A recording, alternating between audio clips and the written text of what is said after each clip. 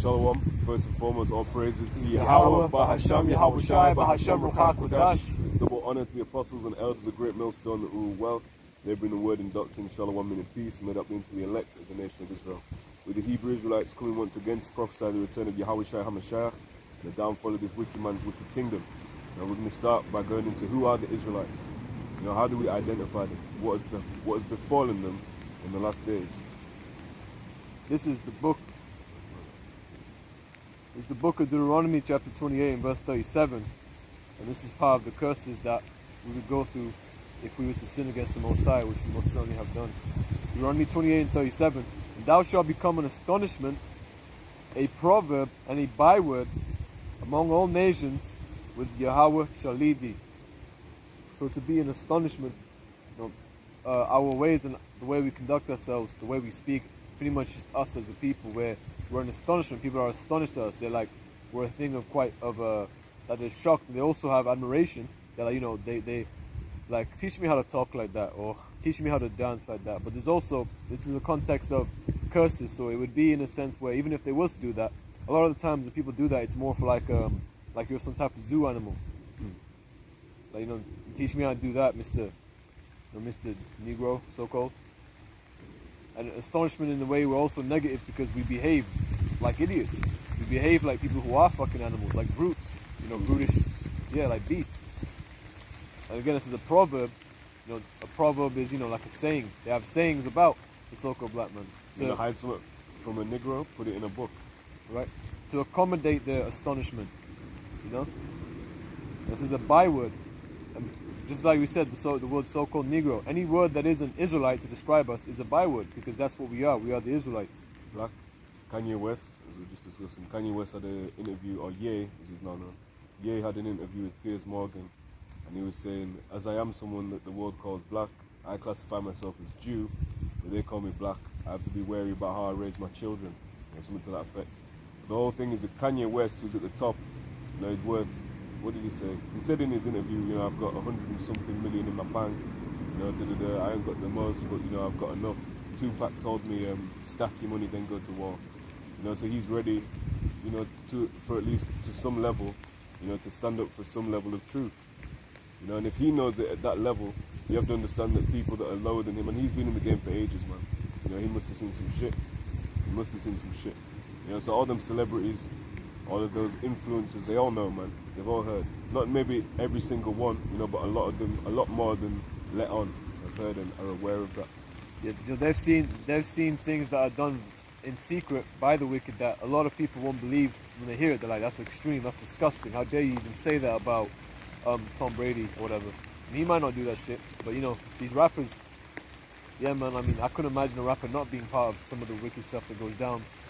Being part of, the most degenerate type of Hollywood individuals. I couldn't imagine it. I really couldn't. And he's been around them. He's not just been around them. He was like, at one point, he was like the top rapper. Meaning he was around the people who were exalted by E to be up there, in terms of fame. So he must have seen some stuff, it must have been stuff that had made him go, well, this is clearly showing me that Satan's real. There must be a power to be contrary to such, That's what a lot of people would say. And of course, I make him question who he is, even more so. Because, us as a people, if we're such an astonishment, if we're such a thing of admiration, it must mean there's something about us that's more than just, we are just people, This whole concept of we're all the same, we're all humanoids, it's not, no, come on now. So he must have really, really digged in and must have thought, a byword is some of that, he may have not used as a word, but he considered himself at least something, whatever in his own words, as basically a byword that's been taken away from his heritage. And we never know what could be the case with him. And we're saying, sorry, I was going to say, we're saying all this, it could also be contrary, it could just be set up, as a, what do you call it? Controlled opposition. Yeah. He said something along the lines of, I'm from the 12 tribes, 12 lost tribes of Hebrew. He didn't say it on point, but he said, clearly he's been listening. Yeah. And certain phrases or certain patterns of speech you would recognize, if you watch the videos, not just of GMS, but also of HOI. He was speaking, so I can't remember exactly what it says or the cadence of what he said, but it was like, man, you've been watching videos. It sounded like if you put that and said, this is from camp, you'd be like, yeah, fair enough, it is. But really it was yay, and that's going to bring this to the mainstream. You know, and they've already got a demonization program against him. You know, whether it be true or not, that he's got some mental health issues. Whenever he speaks something that is true or something that is, you know, contrary to the agenda, that's also always what's pushed out there. It's hold on, yeah, but he's got some mental health issues, so it's also going to be pushed to make Israel look crazy. You know, but all these are part of the curses, this condition that we find ourselves in, behind the enemy lines, to the point that you can't say your identity. You know, where it is lawful now to call yourselves a Jew, where you have severe repercussions for that. Yeah, but these are the curses for us going off, as the brother said. This is Micah chapter 7 and verse 9. I will bear the indignation of Yahweh Bahasham Yahushai, because I have sinned against him. Until he plead my cause and execute judgment for me, he will bring me forth to the light, and I shall behold his righteousness. And Isaiah 59 and 15 says, yea, truth faileth, because in the world the truth faileth. And again, just like the brother saying, you know, they'll make the point of like saying that he has mental health issues and whatnot, which is a very crafty thing, of course, because then it's gonna make him, you know, people aren't gonna take him serious, take us seriously. Forgive me. What's that? Isaiah 59 and 15, yea, truth faileth, and he that departeth from evil maketh himself a prey. And Yahweh saw it, and it displeased him that there was no judgment. So, you know, if you depart from evil, you're a prey to these brute ease, man. You know, because you know, they're constantly gonna get at you, and they're also, you know, they're constantly gonna try to make you turn your back on what you believe. You know, like we talk about Piers Morgan, what he did with Tate. You know, he was constantly trying to make him apologize. Do you want to apologize or whatever the fuck? He was trying to do some dumb shit, trying to make him sound stupid. They're constantly gonna try to do that to us as well.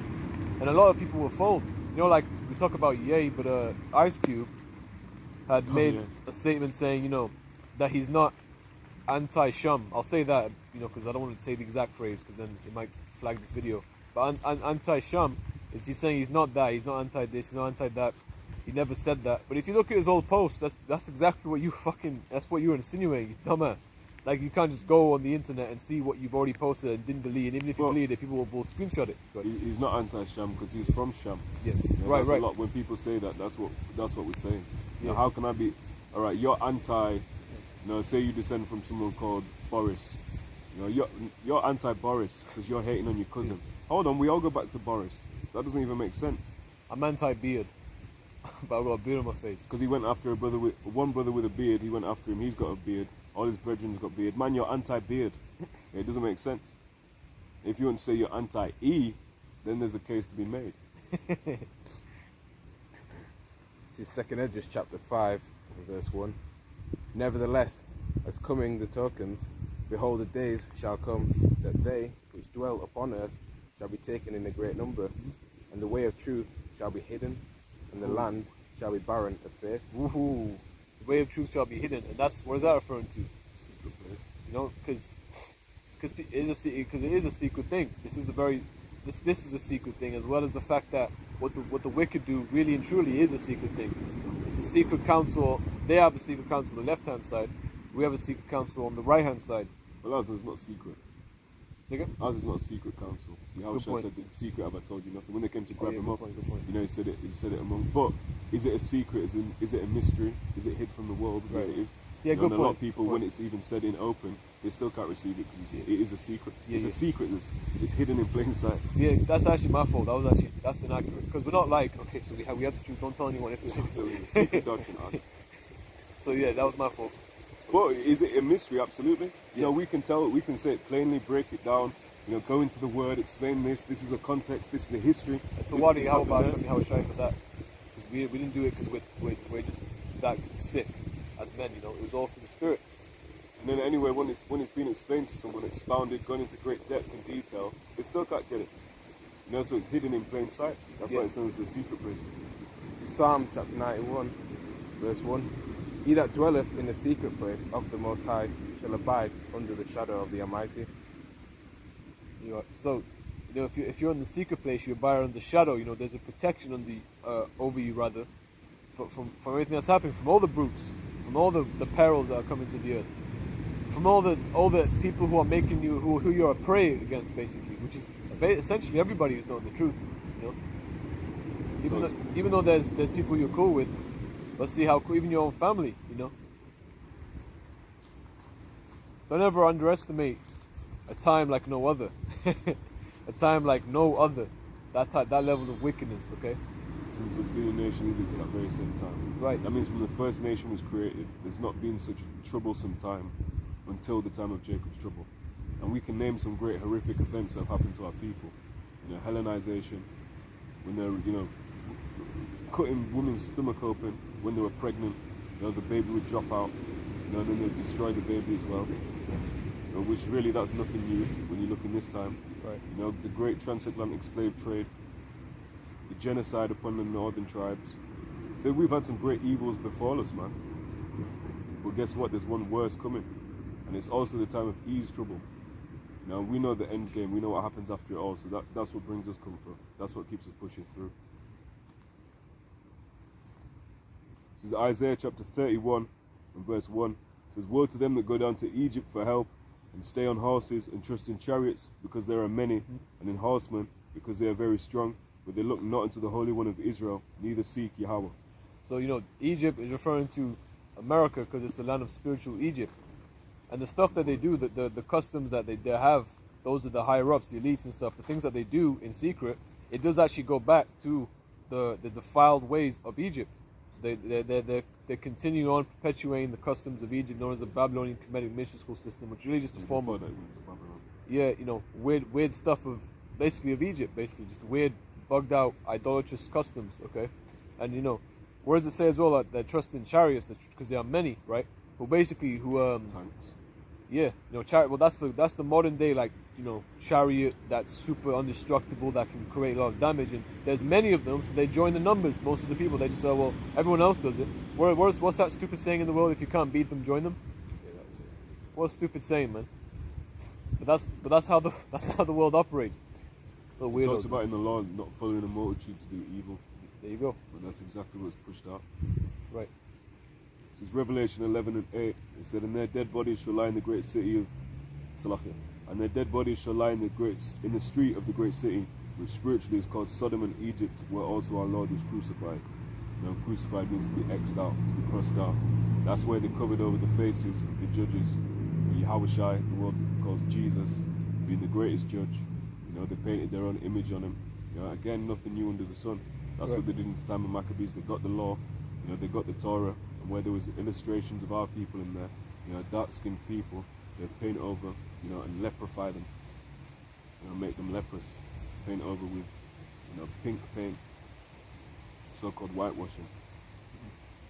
And that is indeed blasphemy of the Holy Spirit, to betray the Messiah and the angels like that. They're never going to be forgiven for such.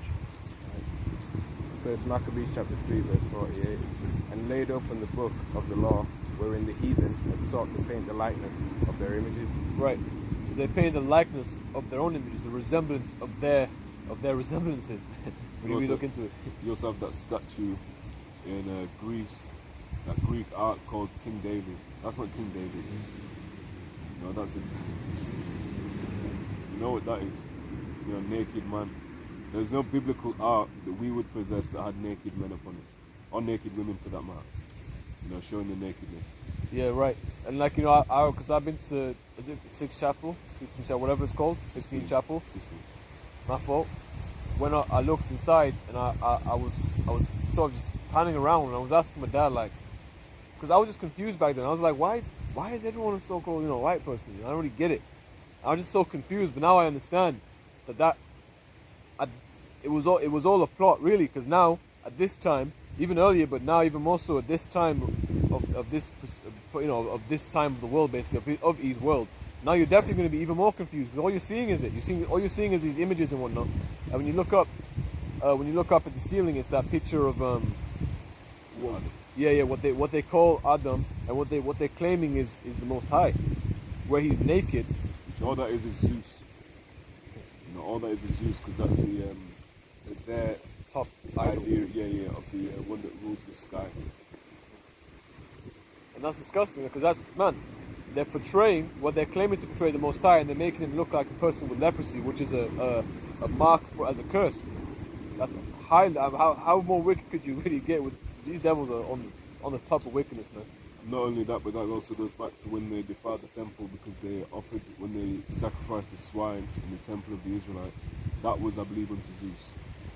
You know, so they're just putting it again. They're putting the heavenly Father. They're swapping it out with an idol, and it again happens to be Zeus, which is showing you, who's who. There's nothing new under the sun. Back together, people. No, that's it. This is Isaiah chapter 30 and verse 1. It says, "Woe to the rebellious children, saith Yahweh, that take counsel but not of me, and that cover with the covering, but not of my spirit, that they may add sin to sin. That want to go down into Egypt, and have not asked at my mouth, to strengthen themselves in the strength of Pharaoh, and to trust in the shadow of Egypt." Again, the shadow is the covering. When it's a really hot day, you're out there, say it's 40 degrees Celsius, man, you need some shadow, you need some protection. So you might go hide under a coconut tree, sit down and chill. Well, really, people are trying to hide in that covering. The heat of day, proverbially, they're trying to hide by the devil, man. They're trying to hide under his wings.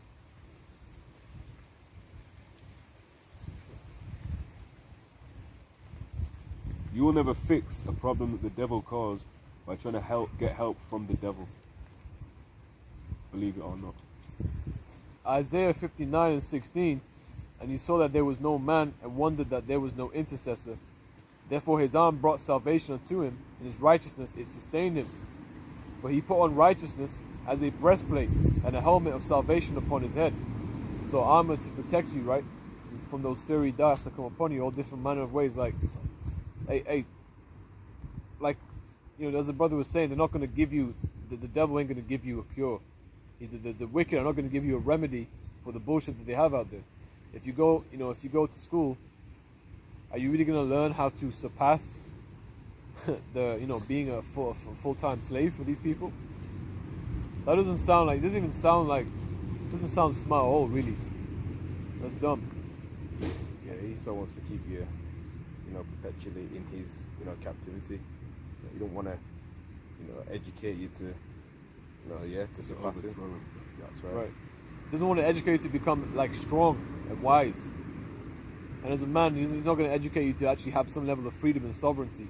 He's going to keep you at the lowest level, always sad, lonely. Because most men are exactly that, very lonely and sad, and just unhappy with life in general. And of course, because what is there to be too happy about, man? Okay.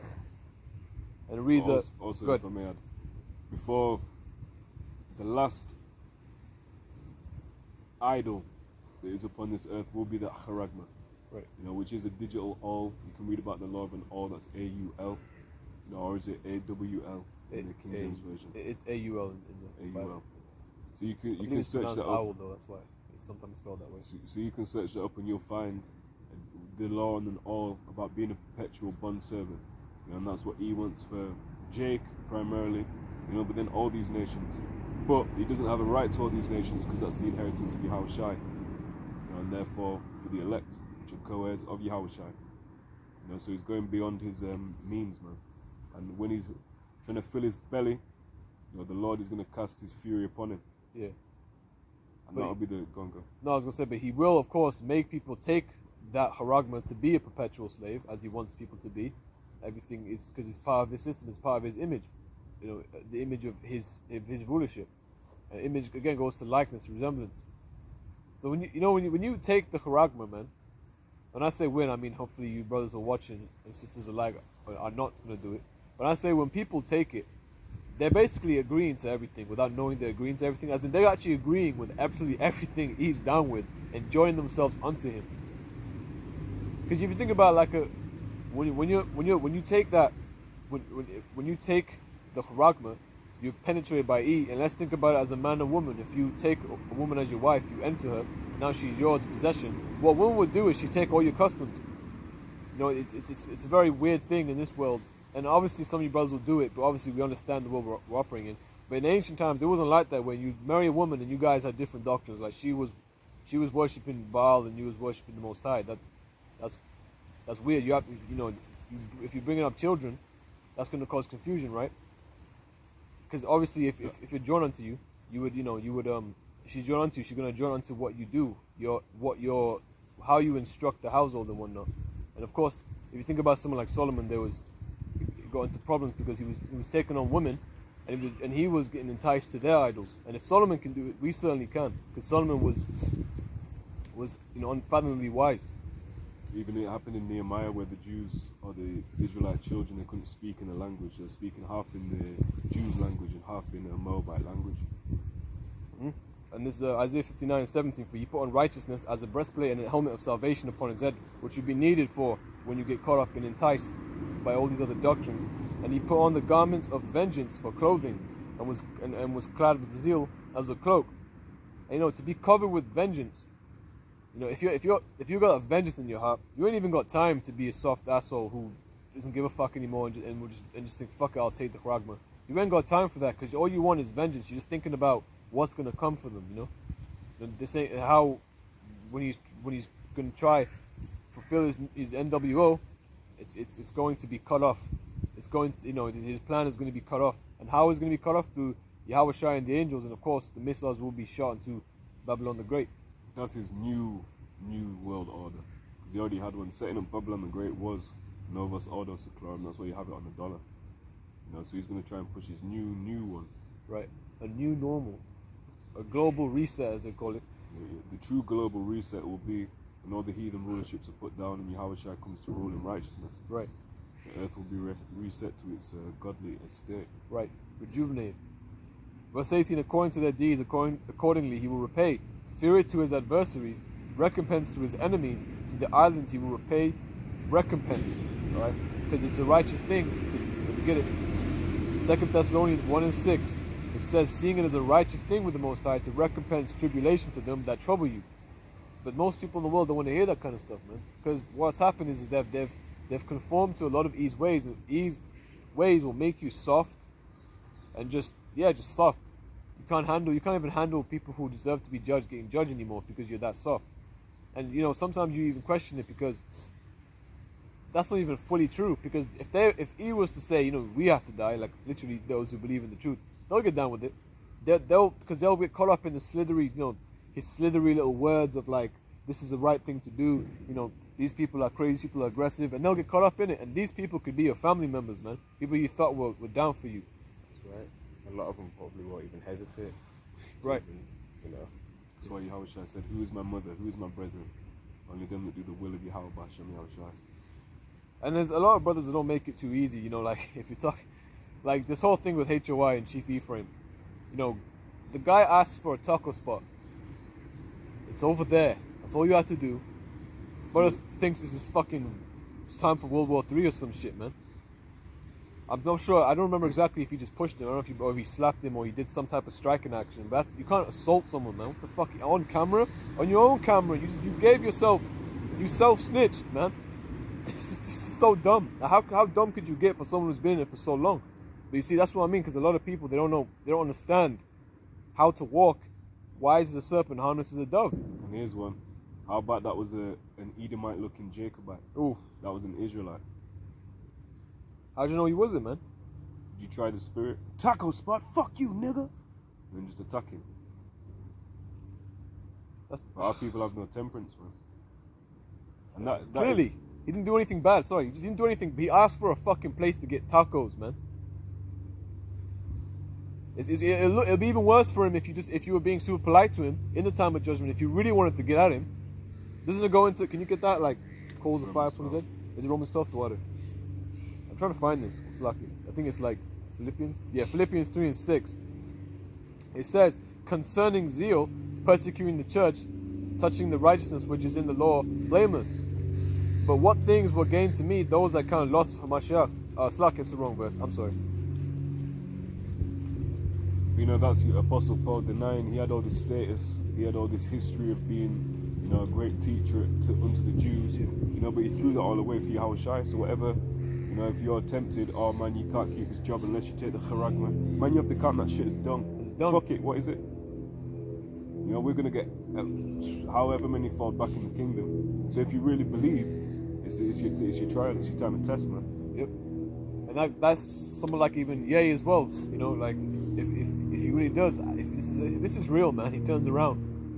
That's a beautiful thing, because what did he have at one point? Wasn't he like the top rapper at one point? Like he was like everyone wanted to be this guy, and like everyone wanted to compete with him because he was like the standard of rapping. So he was exalted highly, and everyone loves rappers in this fucking world. So, but if he really turns around, he's gonna count all that as done, you know. And that's a lot of you guys can't even count like your one gold medal in badminton as like done. Do you know what I'm saying? A lot of you guys are, you know, a little weird in this world, man. It's like I can't really find it. Oh yeah, Romans 12. Romans 12, verse 19. Dearly beloved, avenge not yourself, but rather give place unto wrath. So they just say, you know, it's a righteous thing to recompense. There's a way and there's an order to go about it. Right. We're praying unto the Heavenly Father. You know, we're waiting for the Heavenly Father to bring His vengeance. Because He even talks about, I think it's in Ezekiel 25, it talks about He will put the Spirit on the Israelites to do according to His anger. You know, our anger's not enough. You know, we get emotional. You know, if someone gives you a gift, what does it do? It destroys your heart. In this flesh, we're weak to it. You know, so a lot of our people, yeah, I want recompense. But not Him. You know, respective persons, but the Heavenly Father's coming with a pure, unadulterated, vengeful spirit, man. For it is written, vengeance is mine, I will repay, saith the Lord. Therefore, if thine enemy hunger, feed him. If he thirst, give him drink. For in so doing, thou shalt heap coals of fire on his head. I believe there's another one of that though. You can check cross-references on that. But I'll just finish verse 21. Be not overcome of evil, but overcome evil with good. Yeah, it is. You know, mainly that's speaking about Jake. Yeah, that's the enemy there was really Jake. But there's one it's relevant to praying as well. I'm really on the ball today, but I did find this verse. Philippians 2:14. Do all things without murmurings and disputings, that ye may be blameless and harmless. Alright, not slapping someone in the face because you asked face for tacos. What the fuck, man? It doesn't make any sense to me how you can be a grown ass man and do that. I expect nothing but a grimy ass nigga to do that, man. Because he had a bad day. He stubbed his toe and now he just wants to fight. That's the only level of people I can imagine doing that. And it says that you may be blamed. Go ahead. You ever seen Boondocks? Oh yeah, Boondocks, a nigga moment. That's what it is. You know, you get too emotional. That's how people, man. You have no rule over your own spirit. So what are you, like a city broken down without walls? Because anyone can come in there, you know, poke. You should be like that, man. That's like the attitude of a 14-year-old in this captivity. Yeah. And I'm glad you even from young, you know, we would be taught that temperance, train up a child in the way he should go. When he's old, he will not depart from it. You know, so if you've been in it for years upon years upon years, no way someone asking for a taco should make you bug out like that, man. Right. And just, you know, that shows you like how much of an easy target you are. Because what if someone actually had some dumb shit to say? He trailed you along, you go out to the corner, and then there's 7 of them. That happened. Not even that. All right. We can see how untemperate he is. Let's send someone to go and, you know, you have to understand it's man. You're not playing with some, you know, dumb guy. You're playing with someone that's wiser than Daniel. You know, on the left hand side. You know, so why are you going to give opportunities? Why are you going to show your weakness? That's weakness. If a man can come to you, ask where tacos is, and he can make you physically, you know, retaliate to that, that's weak as hell, man. I'll finish it. It says, that ye may be blameless and harmless, the sons of the Most High, without rebuke, in the midst of a crooked and perverse nation, among whom ye shine as lights in the world. And that's what we're supposed to do. Shine as lights among them. And even though they don't want to accept the light, if they don't want to accept the light, that's another thing. But if they don't want to accept you slap in the face, obviously, the fuck this, right? Like the only time you should ever accept that is if you're a child and you're getting rebuked by your own dad who will slap you. Why they slap you? Well, why you should get hit is because you know, for you to be chastened, for you to be corrected, especially in things that in the real world, as you become a man, that's what you can get. You can get hit for doing the shit you did. So now you get hit. Okay, now you understand. This is what people will do to you if you don't stop fucking around, man. Now reads, holding forth the word of life, that I may rejoice in the day of Hamashiach, that I have not run in vain, neither labored in vain. Okay?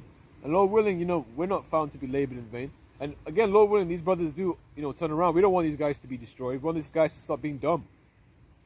And then labor's not, like, or at least, like, yeah, man, you know how it is. What they're saying, yard, if you can't hear, you must feel, man. And that's not us, that's the Lord. and bringing some severe punishments for that. Because you have to remember, when we're out here, we're representing the Heavenly Father's word. You know, it talks about not giving an offense in anything, the ministry be not blamed. This is Hebrews chapter 6 and verse 10. It said, "For the Most High is not unrighteous to forget your work and labour of love, which ye have shewed towards his name, in that ye have ministered to the saints and do minister. And we desire that every one of you do show the same diligence to the full assurance of hope unto the end, that you be not slothful, but followers of them who through faith and patience inherit the promises." And, you know, even in a time where things do get pretty rough, you still have to show like temperance, patience. These things are still relevant. Even more. Yeah, even more so indeed.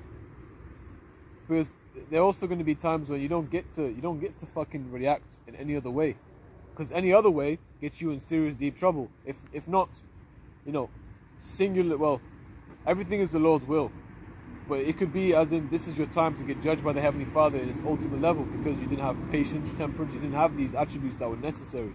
Okay, That's why it's important to, you know, apply the scriptures, you know, as well. yeah, I'll give Yeah, that. not just speak them. One is not. Are you about to get it in James? Hero. That reminds me of. And you're not just putting, you're not just putting yourself at risk. You're putting the men that you're out there with at risk, and you're putting your younger members. And I don't mean younger in age, but in younger in the faith. You know, they've not been through many trials. They've not been they've not had much experience in the faith, preaching, teaching. You know, if a younger man sees that, you know, or a man that's not been in it as long sees that, it's all right. That's an acceptable way to act. So when he's out there with no one to check him, you know, no one that's going to diffuse the situation, he'll do the same shit. Yeah, and he might get his ass killed. Because then, who we're dealing with Eve. That's what he said. That's what oh, you got something on you, huh? That's not what you meant to do. That's not what you meant to do. I forgot about that. Like if he has something on him, then what do? You diffuse the situation. It's like I'm talking to a grown-ass man. I'm talking to him like he's 2 years old. If someone does something bad, try your best to get out of danger. Agree with your adversary quickly. Thank you. Perfect. Okay, a scripture for soft that. answer turneth away wrath. What happened to all them? What happened to those scriptures, man? And you have, of course, it's dependent on the moment. Not every single time you have to give a soft answer. You know, there's times where a harsher answer is absolutely necessary, and it's in fact the better thing to do. Right. But you have to know case by case, and that sure as hell was not a time to give a hard answer, and it wasn't a time to start getting physical, man. Right. This is James 1:21. Wherefore lay apart all filthiness and superfluity of naughtiness. Let's get superfluity. Let's get this word right. Let's get superfluous. Superfluity. The Greek word is periseia, which means abundance. Super abundantly, superfluously, superiority, preference, you know, it can be that, but obviously it just means in abundance, right? So wherefore lay apart all filthiness and abundance of naughtiness, okay? And receive with meekness the engrafted word which is able to save your souls. And it's an important thing to have a spirit of meekness. A person who's meek isn't out there going, oh, you want tacos? Ship, oi, that's stupid. That's a stupid, only an idiot would do that shit, man. It reads, but be doers of the word and not hearers only, deceiving your own selves. And you really, Chief Ephraim, you really are deceiving your own self, man. You know? And it bothers me because, again, that guy could have been a Jake. How do you know he wasn't a Jake? Because he asked for tacos, Ak. That's How is that offensive anyway? yeah. Even like they interrupt.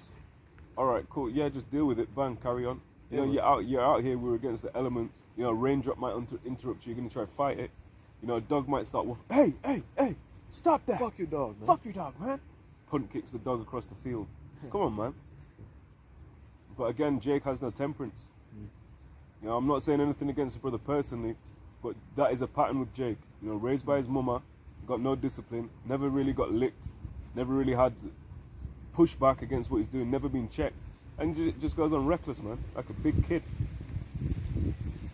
It says, for if any be a hearer of the word and not a doer, he is like unto a man beholding his natural face in a glass. For he beholdeth himself, and goeth his way, and straightway forgetteth what manner of man he was. Then he got home, oh shit, yeah, I'm an Israelite, I shouldn't have done that. And you're not just any Israelite. You're not just a casual Jack. You're a teacher. You're one that's meant to represent the doctrine of Yahweh B'Shem Yahushai, man. Right. When did Yahushai say? In fact, let's get. I think Isaiah 53, where it talks about, he threatened not. Although, Yahushua did put it in perspective. Hold on. Realize was it 12 legions? I could call down 12 legions of angels, which is about 84,000 angels, man. And one angel can mash up the whole thing. But he was really just saying, hold on. This is, yeah, go ahead. 1 Peter 2, yeah? What's Yeah, that? 1 Peter, I think it's Okay, good. yeah, 1 yeah, Peter so- chapter 2, no, it's all good. Let me see where to start, though, because there's a lot of good stuff here. Oh, man, we could just read We so can much here, we can man. start up as high as I want we to start really high, man. 1 Peter 2 and 18. Servants, be subject to your masters with all fear, not only to the good and gentle, but also to the froward. For this is thankworthy if a man for conscience toward the Most High endure grief, suffering wrongfully. An example of that is your dad might, and in all honesty, he might be a complete lunatic. But guess what? If you're in his house and you got to honor him, you got to love him, you got to make sure you take care of him, you got to do what it takes, even if it's the minimal. And not where it's causing you to sin, but of Right, course of when course. it's anything. All right, can you clean this kitchen? All right, cool. Say less. Yeah. No, And it says, no, go ahead, please go ahead. that's something that's it's good for a man to know how to subject himself unto another man. You're gonna have to do it in the workplace. You're gonna have to do it in the ministry. You're gonna have to do it here. You're gonna have to do it there. So it's good that you just taking the loan, being meek, being humble right. is never a bad thing. Right. And that teaches temperance. And so on. Like I was going to say, the only thing that exists on earth that is not subject to another person is the Most High. Alright, prove me wrong. It says, youngers be subject to the elders. Right. Ye all be subject one to another. There you go. Well, that should be clear. It should be clear, of course. Verse 20, for what glory is it if when ye be buffeted for your faults, ye shall take it patiently, but if when you do well and suffer for it, you take it patiently. This is acceptable with the Most High. Right, so if you didn't necessarily make a mistake, my man put the label on wrong, and the manager's saying, what the fuck have you put this label on wrong for? And you don't really want to bait out my man, and you just say, all right, yeah, my bad. And you take it, all right, cool. It says, for even hereunto were ye called, because Hamashiach also suffered for us, leaving us an example that ye should follow his steps. Right here, he suffered actual things, not people asking for fucking tacos. And it reads, who did no sin, neither was guile found in his mouth, who when he was reviled not again. When he suffered, he threatened not. There was So no he didn't threat. even threaten. He didn't even threaten. Never mind carrying out the action, but the threat was never even there. And that is blameless. Even Pontius Pilate, he was like, hold on, but what has this man done? Right. What is the purpose? Hold on, we want a murderer. We want a thief. But you know what? The same thing could be applied to us. If because if we're found, Lord willing, we're found blameless in that day, but people are still gonna want us dead. We're gonna what the fuck did we do? But we can't do nothing about it. So if you want me dead, so be it.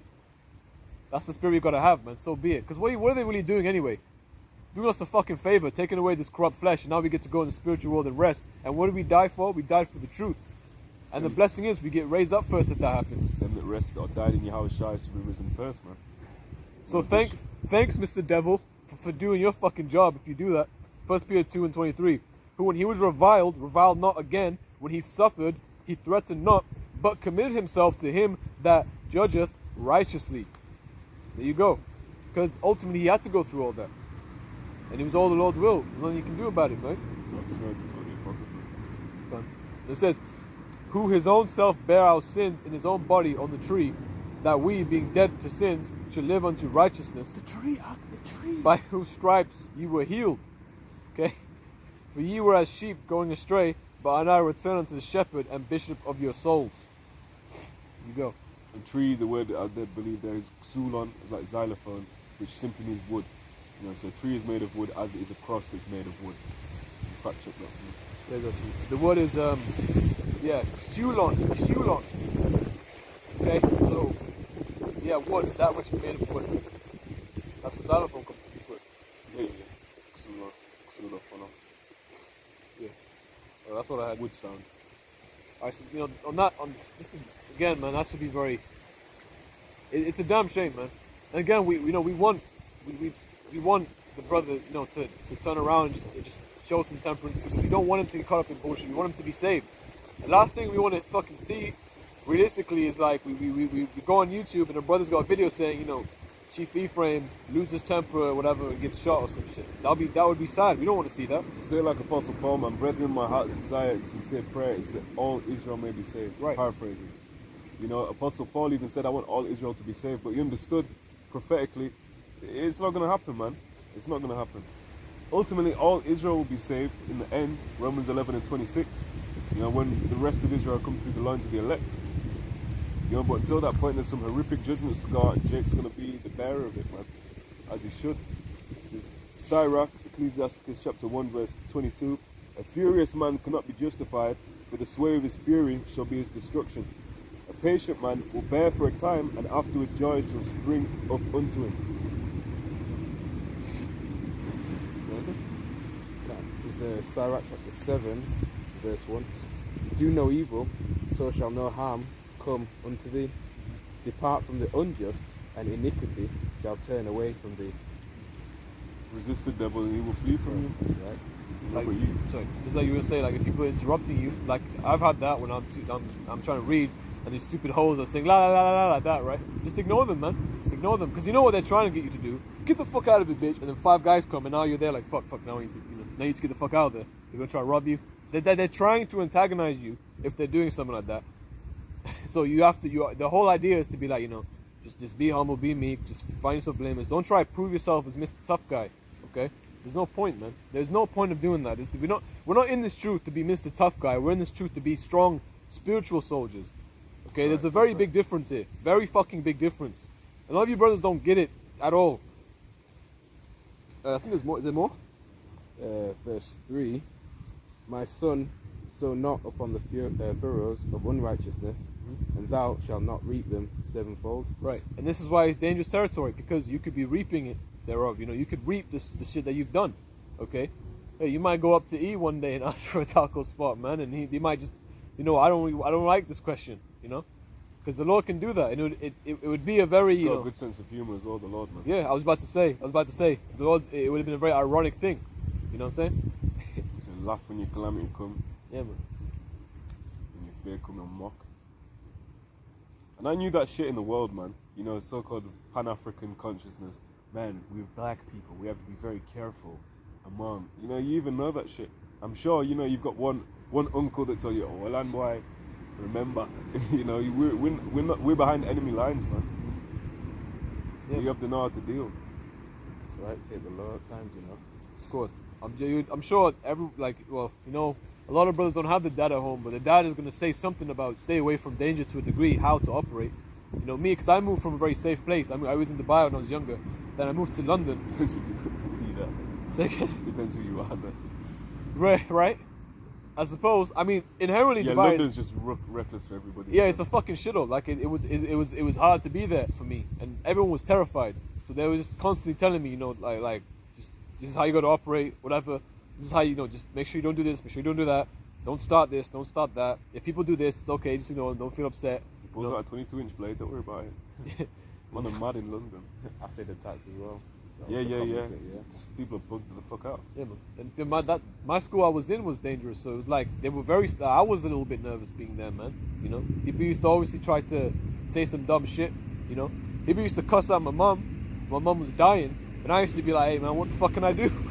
Anyway, it sucks because when you're young and you don't know what the fuck's going on. That shit sucks, man. But so be it, man. That's the world we live in, where people are disgusting, man.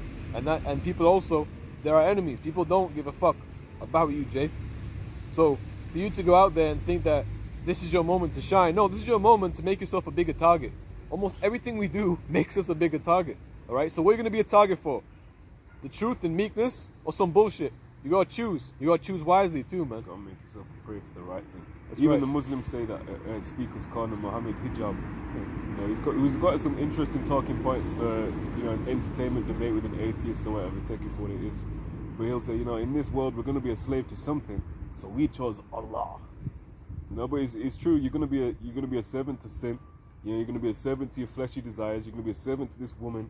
You know, you're gonna be a servant to this. You're gonna be a servant to that. So why not choose the Heavenly Father, man? You know, the one that will actually truly reward you, right, for serving Him. What's the reward for serving sin? Death. The wages of sin is death. Right. Right. You work 40 hours a week for £5. You know, do the maths. You do 40 hours a week of sin. You might not get it at the end of the day. You might not get it at the end of the week, month, year, but you'll get it. You know, your wages are pending, man.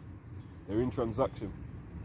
So that's why you need a covering, you know, to avoid that transaction, which is the believing in the blood of Yahweh Shai, man, and having that faith. It's the only way out. It might look like your life is in complete bliss in this world, and then you happen to be the person where the missile is right there, dropping right next to you. that was your judgment. This is Deuteronomy 30:19. I call heaven and earth to record this day against you, that I have set before you life and death, blessing and cursing. Therefore choose life, that both thou and thy seed may live. And you know, life is not what this world tells you is like, you know, good life. You know, we have to take away ourselves from this. Again, count this world is done. Okay? And it can be very easy to be kind of pissed off. I saw a video that popped up for guys who keep up with the UFC. They was in Abu Dhabi, right? And Sean O'Malley got a fucking like a fire ass hotel room, and he was out in the sun. There was a pool and shit. And man, I'll be honest, I was sat there. I ain't gonna lie, I was sat there and I was like, man, fuck this guy, man. I want to be there. But I was like, man, who gives a fuck, man? Who gives a fuck? That's just my flesh. That's just my flesh getting pissed off that I'm here. You know, at the end of the day, the kingdom is gonna look so good. That's gonna look like nothing but a shithole. That's what that place is gonna look like. So always remember, our reward is so good that nothing in this world should take us away from it, unless you're a complete idiot. Unless you're a guy, unless you're like a dog. You know what I mean? Like, you know, there's one tennis ball, but that tennis ball is a bit cleaner, so he kind of wants to play fetch with that ball. He just ignores that one. That kind of thing. Like, you can't be a weirdo who's just constantly like getting caught up in fleshy things. What matters more is always going to be the Most High's righteousness. It's 1 Corinthians chapter 2, verse 9. But as it is written, I have not seen nor ear heard, neither have entered into the heart of man the things which Most High hath prepared for them that love him. But the Most High hath revealed them unto us by his Spirit, for the Spirit searcheth all things, yea, the deep things of the Most High. And it also talks, it's in Romans the 8th chapter that says, you know, the sufferings that we're going through is not even going to be worthy to be compared. Yeah, I'll get that. So you imagine that, you know, what we've gone through, Hellenization, the severe, you know, brutality they had against us, transatlantic slave trade, Jacob's trouble even, all of that will not be comparable, you know, on the inverse scale to the kingdom. Yeah. We've got something good coming, you know. Yeah. Continual stress. That is going to be like, whatever. Imagine. Like, you can't not be able to sleep at night because if you're stressed. It's going to be like, whatever. That's hey, man. What are you going to say? Okay. Romans 8 and 18. Oh, right, Let me guess. Oh, you got it ready? Yeah. You beat me to it.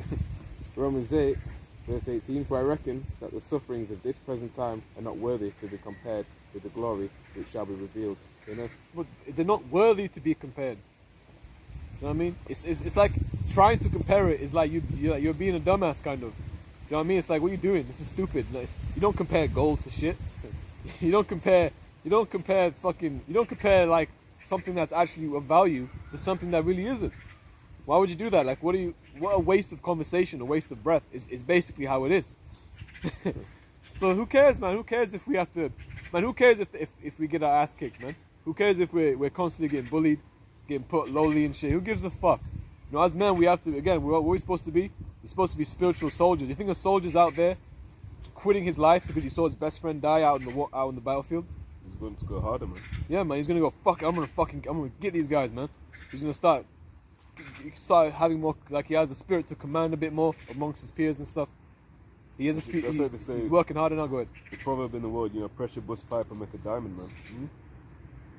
Where's it written in, is it 1 Timothy 4 or 2 Timothy 4? 1 Timothy 2:15. No, I'm looking for enjoy hardness. I believe it's there, 1 Timothy 2. Or maybe 2 Timothy 2, check those places. Got it. This is 2 Timothy chapter 2 and verse 3. Therefore endure hardness as a good soldier of Yahweh Shai HaMashiach. No man that warreth entangleth himself with the affairs of this life, they may please him who have chosen him to be a soldier. And if a man also strive for masteries, yet is he not crowned except he strive lawfully. There you go, because the thing that we're striving for is a mastery on righteousness, not a mastery of wickedness, right? But again, the same way we're not in a physical war, you can use it as a likeness, okay? And then a good in between is always like martial arts. You bring out a lot. The amount of hard work that people have got to fucking put in to become like an exceptionally good mixed martial artist is ridiculous. It's actually like people think they kind of get it. It's like you can't really fucking get it, man. You know, like very few people understand. I know Pastor Hard brought it out. He used to want to fight in the Olympics, so he would obviously understand the level of hard work it takes. Is basically like you don't have a life to like, how do I say it? You don't have basically like a so-called balance. You work for it, and very few occasions do you not do striving for the mastery. They might have it as a religion. Yeah. It even talks about, is it 1 Corinthians 9:24? I think we brought it out last week or the week before about that word temperate. You know, yeah, temperate. They have to abstaining from certain foods. Yep. You know, women. Yep. Abstaining from like anything in the world. Even they have a level of abstaining from things of the world, but they do it for a corruptible crown, which is a crown in the world. Right.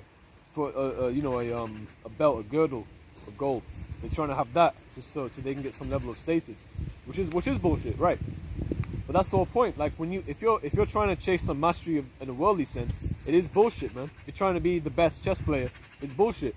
If you're trying to be the best sprinter, it's bullshit. Isaiah chapter 46, verse 8. Remember this and show yourselves men. Bring it again to mind, O you transgressors.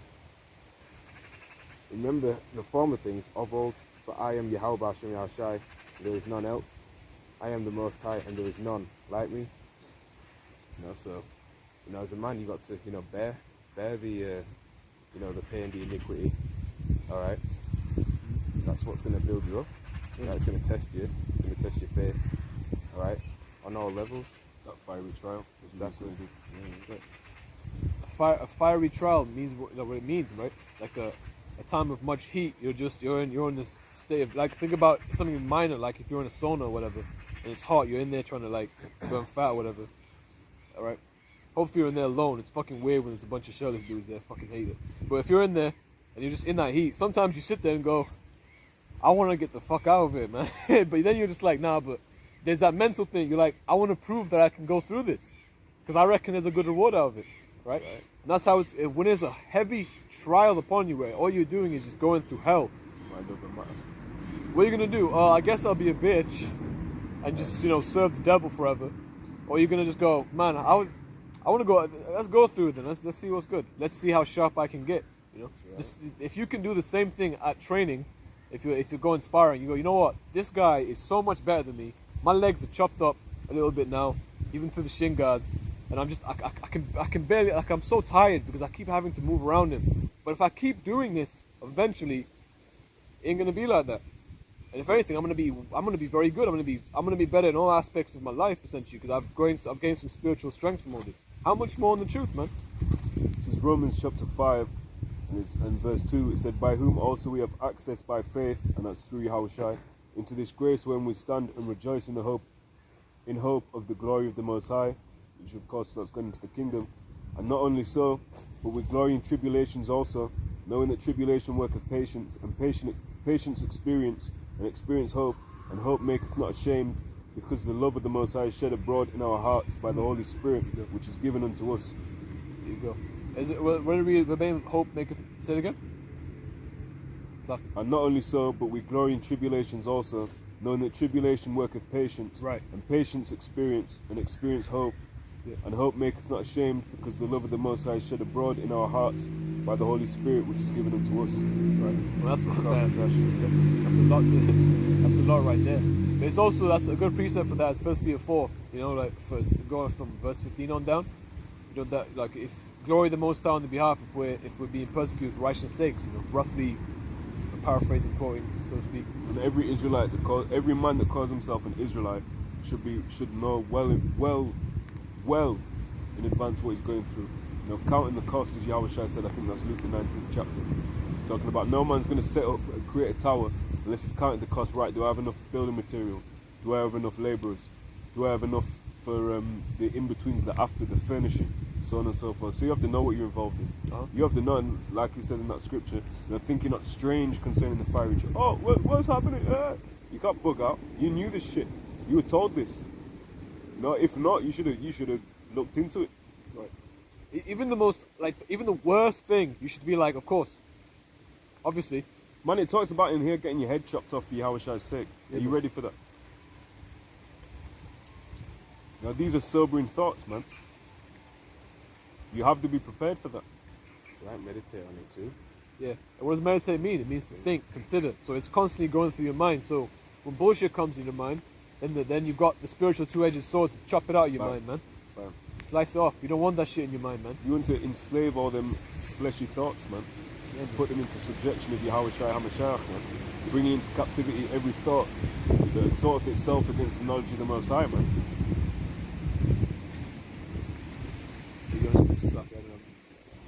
But again, hope maketh not ashamed is a key point, because like if you've got faith, there should be no shame in that. There should be no feeling of disgrace that you have faith in this truth. But you know what the people in the world are going to do? They're going to make you try feel shame. I'm not ashamed of the gospel. You go. Apostle Paul spoke about that. This is Romans 5, continuing on, verse 6. For when we were yet without strength, in due time Hamashiach died for the ungodly. For scarcely for a righteous man will one die, yet peradventure for a good man some would even dare to die. But the Most High commanded his love towards us, in that while we were yet sinners, Hamashiach died for us. And Hamashiach, Yahweh died for the whole nation of Israel. Not the whole nation is going to understand that and commit. The elect are only going to slack. At least not on this side. Yeah, perfect. Only the elect on this side will profit. But like the brother said, on the other side, all Israel will be righteous. Isaiah 60 and 21, all that people should be all righteous. Right. He said much, Romans 5 and 9, much more then, being now justified by his blood, we shall be saved from wrath through him. For if when we were enemies, we were reconciled to the Most High by the death of his Son, much more being reconciled, we shall be saved by his life. Right? Because that's a living sacrifice. He was put to death and quickened. Resurrected then ascended to then make intercession, mediation for us, in the heavens. And if you have to follow his steps and do something that's parallel to such, in this world that we live in this life. Mark 8 and 34. And when he had called the people unto him with his disciples also, he said unto them, whosoever will come after me, let him deny himself and take up his cross and follow me. And to take up your cross, referring to basically, like not literally like because just to clarify, some people will refer to wearing a cross, okay? And when I say some people, I mean obviously Christianity bug outs.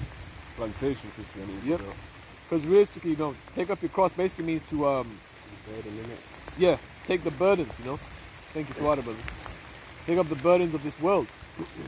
Take the stripes. Yahweh Shai said, anyone that doesn't deny himself, they're not worthy of him. Anyone that hates not mother, brother, sister, so on and so forth, is not worthy of him. It means you put it in perspective. Oh, please, babe, you need to take the MOTV, otherwise I won't be able to get any Christmas presents. Some shit like that. No, it seems futile, but there's little things like that. Oh, please, can you do this? Please, can you? It's sin. No, not on it. You need to have your boundaries very clear. I can't remember what video it was, but I think it was an elder brother that made the video. Stop making yourself a servant or a slave to your family members as well. Asking too much of you. Of course, you help out where you can, but you can't let that be a detriment to this ministry and to your growth in this faith. A lot of people will make the excuse like, I'm just trying to help out. No, you ain't. It's You're for the doing too kids. much. You're doing too much now. Fucking idiot. You're doing way too much. You don't need to do this. You just think you do to a degree. There's many times that you could have avoided that circumstance. You could avoid doing some bullshit, but you didn't do it. Now read here, Mark 8 and 35. For whosoever will save his life shall lose it. But whosoever shall lose his life for my sake and the gospel, the same shall save it. Right? Because dying for this truth is really saving your life. You're getting your ass destroyed if you just start following the ways of the world. If you try to save your life, because that's essentially the ultimate way that he's gonna propagate people to be able to save their lives, right, in this world, is by taking that charagma. Because he's gonna cause all, both small and great, rich and poor, free and bond, to take it, man. I'll double all your money to take this. Everything you've got in the bank, double it, put it on YouTube. You can have free Burger King all year if you take this. The C19 jump shot. You know, they had they had strippers, burgers, Popeye's chicken, yeah, everything. They was doing oh the most, shit, man. yeah. I wasn't gonna take it, but then they said Popeye's chicken. Oh brother, come on. Free lap dance at the strip club. I gotta take it now. That shows again our people have no integrity, man. Yep. And it says, "For what shall it profit a man if he shall gain the whole world and lose his own soul? Or what shall a man give in exchange for his soul?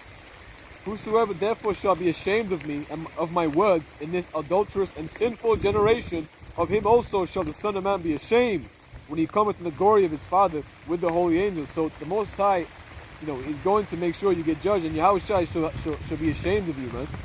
If you're ashamed of this truth, he'll be ashamed of you. Go ahead. He's going to say to certain ones, "Depart from me, I never knew you, you worker of iniquity." Right. You know, that's a fearful thought. You know, many should say, "Lord, Lord." They're not saying, "Lord, Lord." You know, some are going to know the name, Yahushua, Yahushua. Didn't I do this for you? Hey, man, get away from me, man. And this is the word for be ashamed. Episkunome. Episkunome. It's a strong G, 1870. It's a long ass word. And it just simply means to be ashamed, to feel shame, right? So, you know, he'll feel ashamed. You know, he'll feel like, let me get a definition. I actually forgot the word. Shame, feeling of guilt or disgrace. There you go. Disgrace. You're looking at you as you're disgraceful. You're dishonorable. Man. There's no honor in you, right? Because again, you know, if you have no integrity, why should anybody honor you? This is the book of Romans chapter 1 and verse 16. "For I am not ashamed of the gospel of Hamashiach, for it is the power of the Most High to salvation to everyone that believeth, to the Jew first and also to the Greek." And why does it say to the Jew first, also to the Greek? Okay, because the Greeks, alright, because our people were following the ways of the Greeks, man. So he was talking to people who were heavily influenced by the Hellenist, you know, the Hellenist customs. And what was going down with the Hellenists, man? All types of wickedness, but they were still they will go down with it. Right now, our people understand. They're not that stupid. They know why they're in America. They know why Great Britain exists. They know to a degree anyway. They know these things to quite a large degree sometimes as well. But guess what? They still want to follow the ways of the Western world. They don't know a world past E's world. We have never lived in a world past E's world. Don't get me wrong. But the whole point is the scriptures make it clear, man. This world is not forever. This world is not forever. This whole, I mean, you can see it's collapsing right now. But it's certainly. If you have the eyes, out. We walk by faith, Right. not by sight. We don't need to see the kingdom, you know, to see the kingdom. And even people in the world can see it to a degree, you know. It's relatively obvious to some people who have some level of like financial knowledge that shit's about to go really bad. Inflation, shrinkflation, food price rising, fuel price rising. All it is the perfect storm, man. Right. And why it's a perfect storm? It's because this is exactly what we need for our faith to be made whole and perfect. This is exactly what we need for Babylon to implode before it explodes. This is what the Lord wants, man. And I can't think of a more perfect way for judgment, you know what I mean? You know, it's just like you're just going through hell, and then the ultimate thing happens. Kablam! That's perfect. When they should say peace and safety, Sudden sudden destruction. When them like a woman in travail, the child, you know, my water's broke. You know, you're not expecting that shit. Saying, oh, 5 minutes till my water's break. You know, it's sudden, man. Like it talks about Yahushua coming back as a thief in the night. If you're waiting, you got your shetty in hand. Like, I can't wait for this burger. Get out of me out. You're not waiting like that. You're in bed. You're sleeping. You're drunk. So slumber. You slept in your computer chair. You know, Yahushua is coming back. But it says in 1 Thessalonians, "Ye brethren are not in darkness, that day should overtake you as a thief." You know, so we that know it, we need to behave like we know it. We need to stay on point like we know it. We need to be pushing out these videos like we know it. We need to be coming to camp like we know it. You know, behaving like we are. You know, like we are those men. You know, not just believing it, you know, saying it, lip service, and then your heart's far from the Lord. Lest we die, man. Lest we get caught up in bullshit. Choose this day, life or death. And it also says, I think it's in Joshua or Judges, it says, "As for me and my house, we will serve Yahweh Hashem Yahweh Shai." Now, when everyone else is doing that, the multitudes are doing evil, we don't follow them. Because all that multitude is going to do is get their ass into judgment. You're going to see the multitude. And a lot of people who are in the world right now, about people who are of the elect, they're going to see a lot of people get destroyed and go, fuck, I can't follow these guys. I can't see this. Even to a narrow degree, you start seeing like, oh man, he used to be my best friend, but he started selling drugs, and I don't want to be around him. I don't know if people will come up to us and shoot us. You know, I have aspirations of being a father. I want to grow up in the world. You know, to the contrary. Oh, he used to be my best friend, but he stopped selling drugs. I don't want to be around him. You got ninjas like that. Right. That's a good point, man. And if a lot of the brothers who are going to be of the elect, they don't even see right now the truth. They'll see judgment, and that'll make them turn around. That'll make them go, fuck, I need to do something. Knowing the terror of the Lord, we persuade men.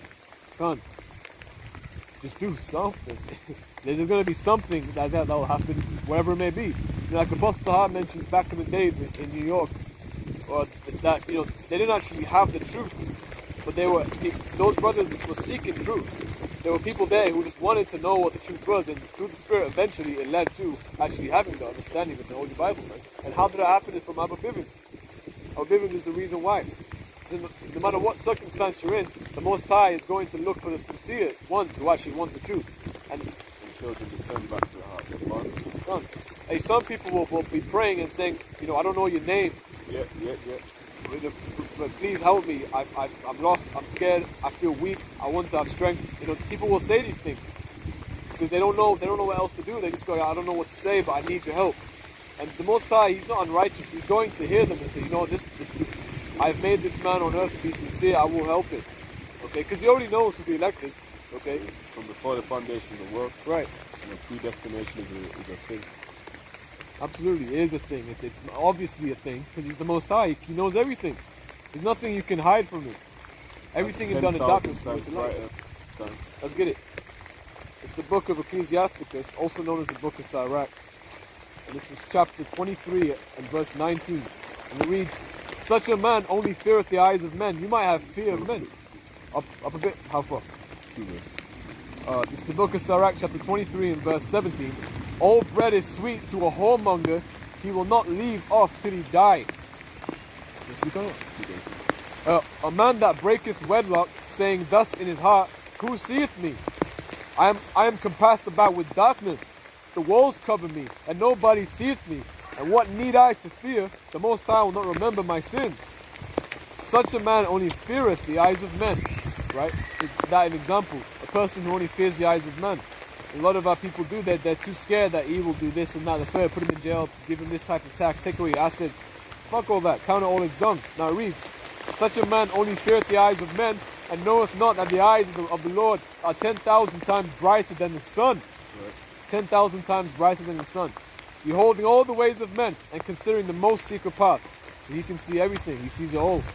He sees everything in our hearts, man.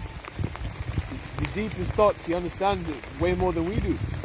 You can't hide anything from the Most High. From the very beginning, before He made everything was already mapped out. Okay, now it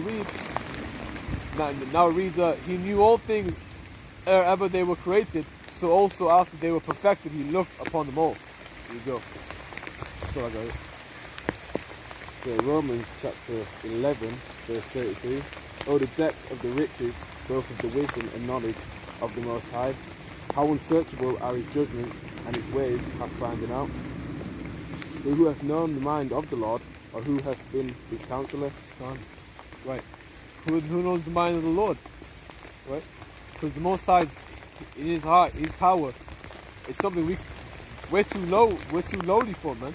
You know? This is what I mean. This is not. We didn't understand this book because we're just the shit. It's because the Lord is that powerful. He can make us go from a lowly place where you can look at us and go, there's no fucking hope for us, you know, for these people rather. It says that in 1 Corinthians 15:24, if in this life only we have hope in Hamashiach, we're all men most miserable. That's why you understand how people in the world could be so incredibly miserable. We understand it more than they do, like the general people of the world, even the other nations. We understand even more so why you're so fucking miserable. They don't even understand it, man. But the Lord has blessed us to understand literally these things. It's almost like we understand. Now we understand so much, and it talks about that in Sirach. It says, be not curious in unnecessary matters, for more things are revealed unto you than men understand. Yeah, so Oh, you know you're an perfect. Israelite. You know these are the Edomites. You know you're in captivity. You know how people sinned. You know why we went in slavery. You know the way out. You know there's certain prophecies that are going to play out on it. Don't worry about it, man. You're worrying about, okay, so what was King Solomon's ring? What did that look like? Now I'm gonna do a deep breakdown on King Solomon's ring. You know, and the symbolism. Come on, man. You know, just keep it to the point. You know, with more knowledge comes more grief as well. There it is. There it is. Well, just the paraphrase. Ecclesiastes 1:18, I believe that is. And who wrote that? It was Solomon, man. Right. Hey, listen, you know, a lot of people also want to search things that are just like, man, even things that are just not necessary at all. Like people just want, like our people just want to hear more. What's the term? Itching ears? Unsatiable. Yeah, itching ears and stuff. Yeah, they want to hear. They want to read the so-called Book of Enoch, which isn't the Book of Enoch. But they don't even. They don't know any. They don't know anything. They don't know the book Bible. of Genesis, but they want to read it. They want to do a Jubilees. deep breakdown on Jubilees. Not even Jubilees, the unedited, uncensored version of Jubilees that no one's ever read, but they've got it. You know, our people just want to have the new thing. You know, the new fad brings in money, brings in women. You know, there's a way to get both those things. You know, ultimately. Ultimately, it's, yeah. it's through this truth. Yeah, not now. I believe one of the elders actually said that. I believe it's the one from Mississippi. The end, my friend. One of I think it's that. Yeah. You know, the least thing you get in this is women. So, yeah. We're not saying now. We're not going to get money, women, and Lamborghini Bugatti trucks in this world. We're just not going to get it. But, you know, on topic of that, one of the things we talked about, if that's what if the Most High looks at this person as pretty much dung, but he has all this, how much more the sons of the Most High? Right. How much more? Right. That reminds me of what Yahushua said. You know, in terms of prepping. Well, the fowls of the air, you know, they're not basically gathering up into barns. Paraphrasing. You know, but how much better are you? How much better are the men of the Lord compared to a bird? You know, a pigeon. You think a pigeon is greater than you? No. So of course the Heavenly Father is going to provide. You know, and in the time of famine, it talks about that. You know, my servant shall eat. There was also another precept you went into. In reference to my servant shall eat. Oh, Isaiah 65:13. No, another one. In reference to it. It lined up with it. Damn. In your recent video, I can't Yeah, remember exactly. I which can't remember. But you know, there's more than one as well. You know, I think it's in Job 5. Oh, Job 5. The time of famine, I should laugh. Yeah. Go on. You gonna read it? Oh no, I forgot about it. Yeah, I was looking for a rainbow. I was like, rainbow's gonna pop up. And you know what that is? We'll pull that Genesis 9. Yeah, pull up the luck show if you can. Job 5 and it's 9.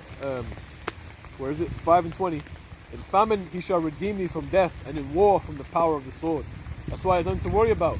If you're in this truth, if you're under the shadow of the Almighty, you're protected from all the heat and scourges that will come. You'll have some level of heat, because even when you're under the shade, you feel heat. Yeah, radiation. Yeah, but you ain't feeling heat. You know what I'm saying? Feeling nuclear radiation. Thou shalt be hid from the scourge of the tongue, neither shalt thou be afraid of destruction when it cometh.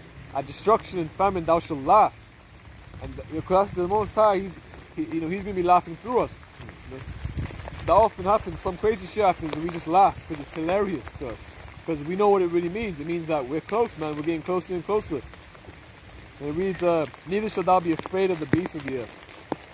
Because they're going to be hungry too. There's a lot of you fucking super disgustingly gluttonous motherfuckers who are going to be a very, very good meal for a grizzly bear, man. You know, when I tell you when I was doing Uber Eats, I went to McDonald's, I delivered one fucking Oh, yeah. 30 nuggets, 4 lots of fries, 3 burgers to this one woman, and I thought there must be, I'm looking at the order like this isn't for one person. I saw her, I think this is for one person. Fucking hell, man. You know, but that's that Babylonian diet. You know, and before that was the Roman diet. Elder Yashuamba did a video about fast food. If any people have caught that. I didn't catch that, huh? No, I didn't know that. But they had some, you know, similar that they would have by the stadium, bread and circuses. They would have some, you know, fast food, something similar to fast food in that time. Man, that makes a lot of sense, man. That makes a lot of sense. Because if you see them Elamite households, you know, if you hear, oh yeah, my wife's been cooking this, she's been off all day, you know, she's been doing this from 12 till 6. It's like, man, and you taste that, man. You can tell it's being cooked, you know. Yeah. But there's something sort of off about this, you know, all this fast food shit. Even down to the grapes. You know, a grape should be seedless. Yeah, What do you mean exactly. seedless? Exactly. How does it repopulate? Or we spawn it, we clone it. You know, it's some mad shit. It's some mad scientist shit. But again, we've come to accept it through gradualism and through being exposed to it from a young age. Like a lot of these folly doctrines as well. How people are accepting of certain things because they've been taught it from a young age. You know, and that shows the importance as well of what the scriptures speak on training the child in the way he should run when he's old. He'll not depart from it. Certain things are integral in the core to, you know, a man's belief system. When you hit him with that, you know, the old bottle can't take that new wine. So Genesis chapter 9, start verse 11. And I will establish my covenant with you. Neither shall all flesh be cut off any more by the waters of a flood, neither shall there any more be a flood to destroy the earth. And the Most High said, this is the token of the covenant. This is a token. Go ahead. Which I make between me and you, and every living creature that is with you. And if I just may interrupt quickly, that's a covenant that's for everyone.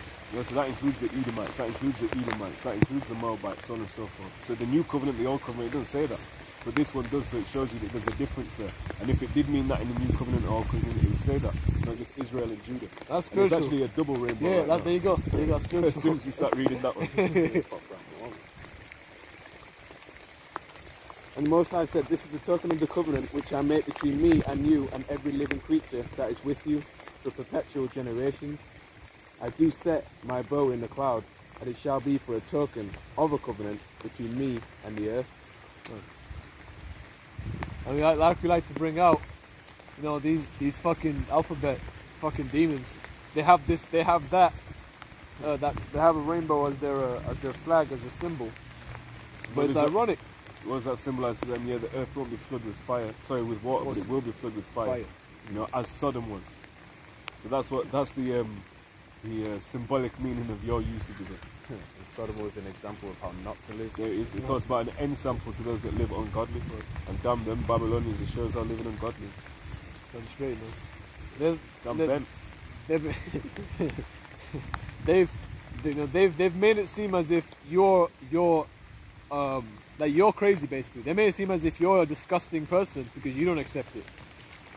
Turning us things upside down. There you go. Shall be esteemed as a potter's vessel. Right. Meaning what? It'll get dashed.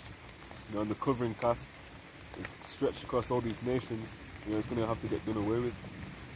And the knowledge of the Lord will flood the earth. You know, that'll be the flood. The knowledge of the Lord flooding the earth. You know, as the waters cover the sea. I think is how it's phrased. Ecclesiastes 10:6. Folly is set in great dignity, and the rich sit in low place.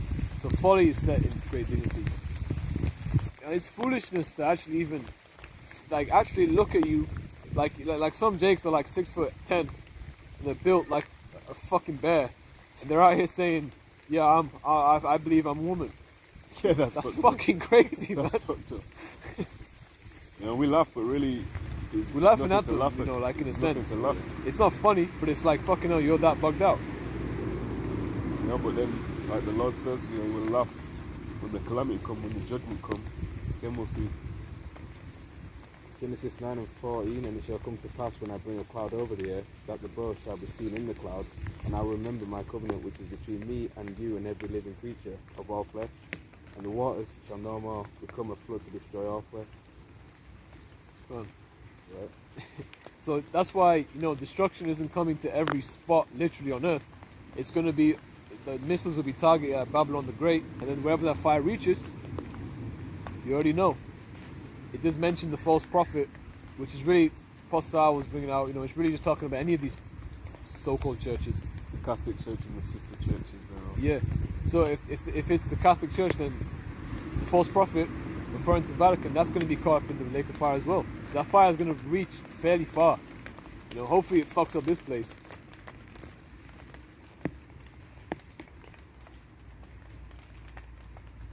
That was beautiful. This is Jeremiah chapter 2 and verse 13. It said, "For my people have committed two evils. They have forsaken me, the fountain of living waters, and hewed them out cisterns, broken cisterns that can hold no water. Is Israel a servant? Is he a homeborn slave? Why is he spoiled?" Oh, homeborn slave. It's lovely. And we know when he reads again. Actually, let me look.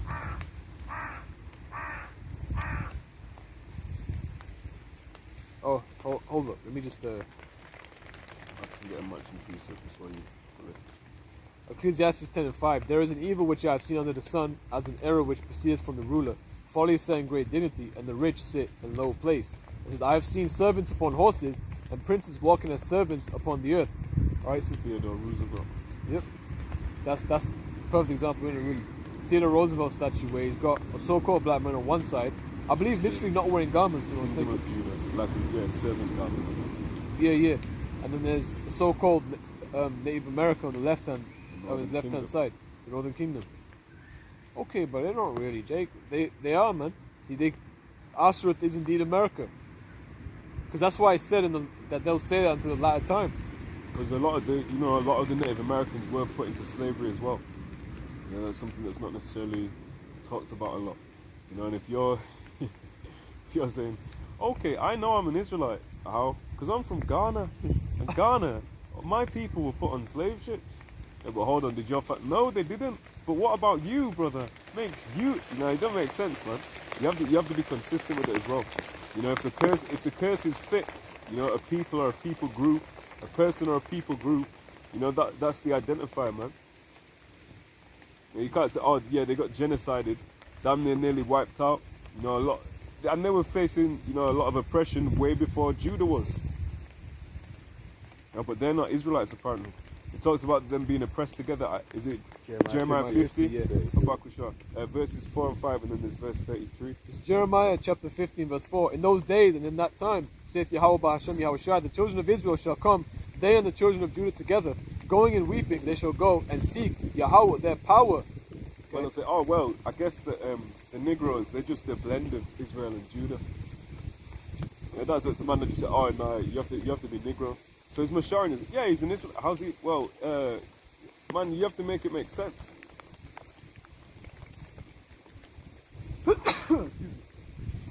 Verse 5, they should ask the way to Zion with their faces thitherward, saying, come and let us join ourselves to Yahweh Ba'Hashem Yahushua in a perpetual covenant that shall not be forgotten.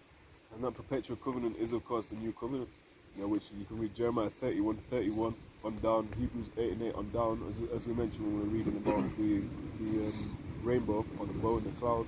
You know, that is for Israel and Judah. Right? So even them saying, well, Israel and Judah are going to come in a perpetual covenant, they're going to seek the Lord. You know, it's hinting at what it is. That's that new covenant, man, where we'll all be changed. We shall not all sleep, but we shall all be changed. And them that have rested in Yahushua, you know, died in Yahushua, or that are merely asleep, you know, until the resurrection, then they'll be risen up first, changed, and then the rest of the members of the elect on earth at that time will be changed as well. And verse 6, my people have been lost sheep. Their shepherds have caused them to go astray. They have turned them away on the mountains. It's like Ezekiel 36. And what's the other one? Pastors. What's the other one? Pastors leading astray. It's in Jeremiah. It's in Jeremiah, it's not right. Yeah. Scatter the sheep, is it? That's right.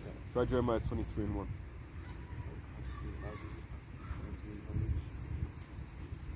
Jeremiah 23 and 1. Come. Jeremiah 23 and 1. Woe be unto the pastors that destroy and scatter the sheep of my pasture, saith Yahweh Ba'Hashem Yahushua.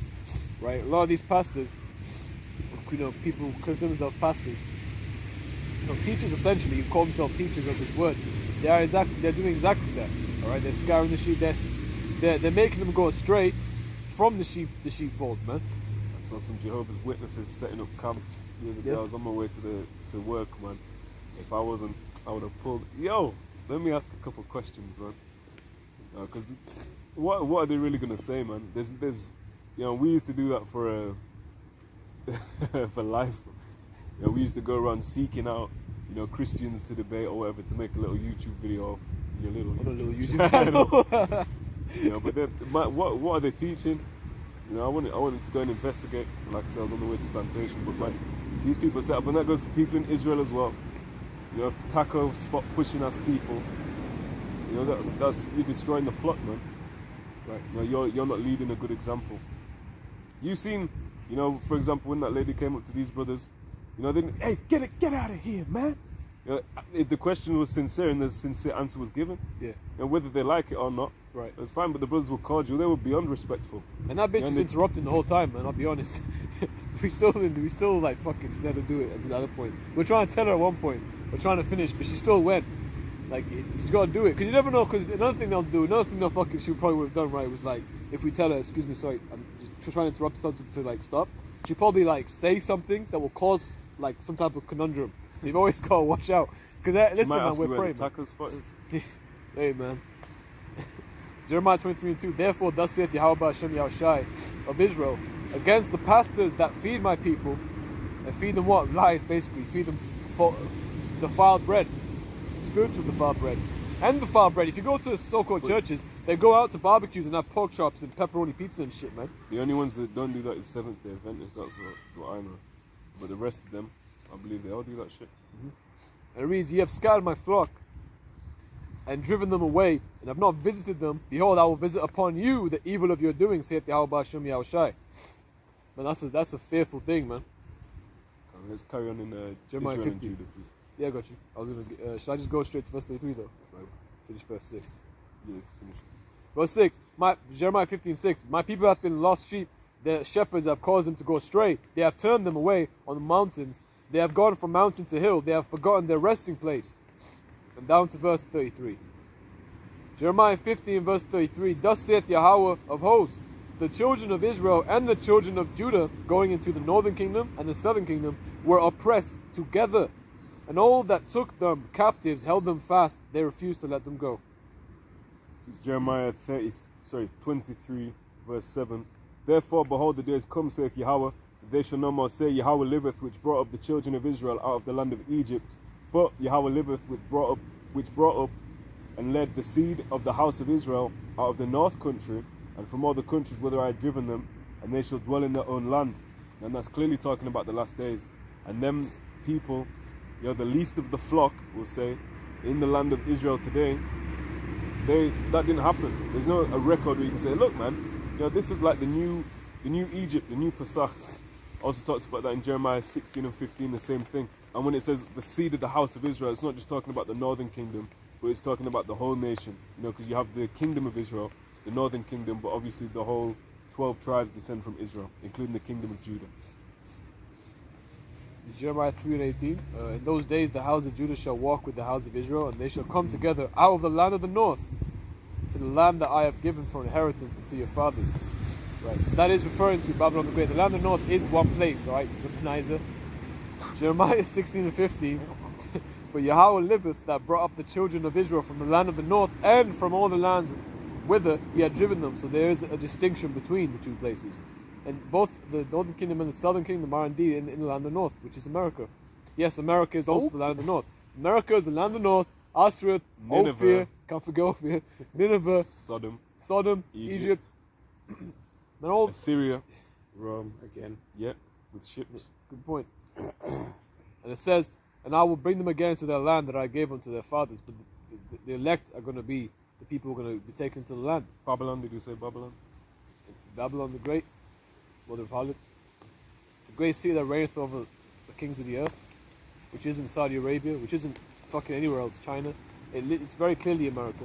An idiot on the street can tell you that. Like, if you just go up to a complete fucking idiot So and what say, nation yeah. is in rulership with the woman? Even with the is this Muslim being a hypocrite? Right. Remember that? Yeah, I do said, well, remember. what's the the chief rulership or the most wicked nation? America. It's quite obvious, really. Because America is the Babylon of the day, you get me? Bang, bang! I forgot about that, man. We need to bring that back up, man. America is the Babylon of its day, but Saudi Arabia is Mystery Babylon. Make that man. I forgot about that one. I forgot about that one. So even people, and that's to give context. You know, that's a brother we used to go back and forth with a lot. That he teaches Mystery Babylon in Saudi Arabia. I was watching one of his videos and I got a sound bite of him saying, you know, America is the Babylon of its day. You know, America effectively is present day Babylon, is what he said. You know, but Mystery Babylon is not America, according to him, it's Saudi Arabia. Also, if we want to get sound bites of the same guy, he said, the white man is proud, whereas the Saudis are more, they hide it more. There's scriptures that talk about they declare their sin as Sodom. There's scriptures that talk about the proud of the earth, the most proud, or most proud. He even said that the white man, who he said is Japheth, is the worst of the heathen. Oh my gosh, man. But the Edomites are the ones that will be destroyed forever. But they're not the worst of the heathen. How does it make any sense? Very confusing, man. Very confusing people. Confusing individual, but there's people who believe that. Confusing. Deceiving and being deceived. Like, how can you listen? Man, there's literally goes into no one being more profane than Aisha. You're saying that's the people who literally will chop you up if you are a fucking sodomite. Whoa, super defiled there. I think them man say that Aisha there is talking about the man himself rather than the descendants. Can't. I mean, yeah, can't. I mean, literally, because he did say he sold. And this, the scripture's written in such a way that if you want to make a doctrine out of it, you can, But with the spirit of discernment, that's how you're able to discern again them false doctrines. Can't. In that verse, it did literally say he sold his. It goes into what he specifically did. But his descendants are Malachi. Good. Malachi, the people who the Lord has indignation against forever. Forever. His tabernacle is a tabernacle of wickedness. Then we'll get Shabbat the zealot. But hold on. You're going to have some of them that deny their father, and trust in Jake. There's, like I say, the word is written in a way that if you want to take one precept here and there, mix it up, mash it up, you can confuse someone. And you can, snare them into it. But you'll get held accountable for that. This is Deuteronomy chapter 4. Verse 2.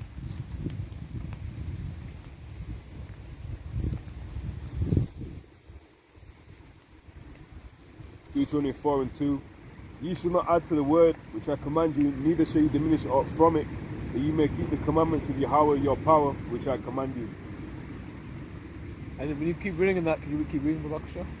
Because a lot of fucking worldly motherfuckers will say, well, this is all, things have changed, it's progression. I'm happy I'm so happy people aren't getting stoned to death anymore.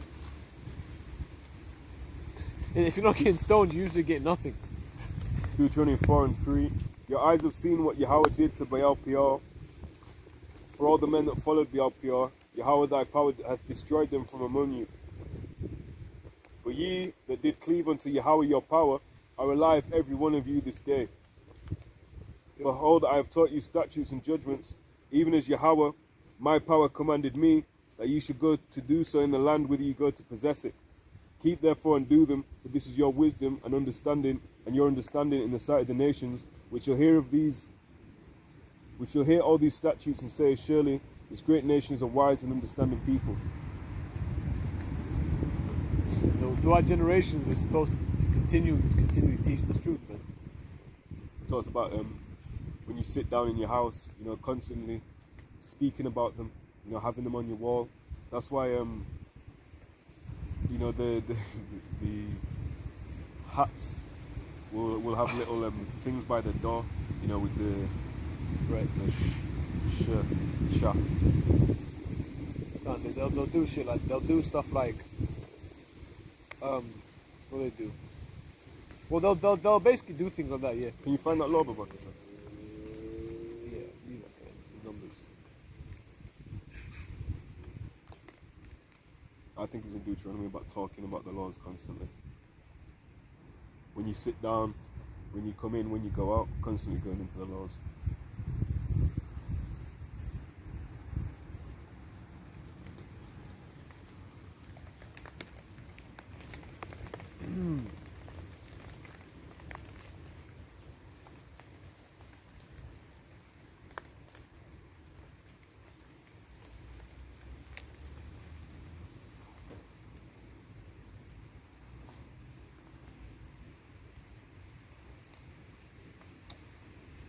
Put search your bind frontlets. I think it's in that same either verse or excerpt.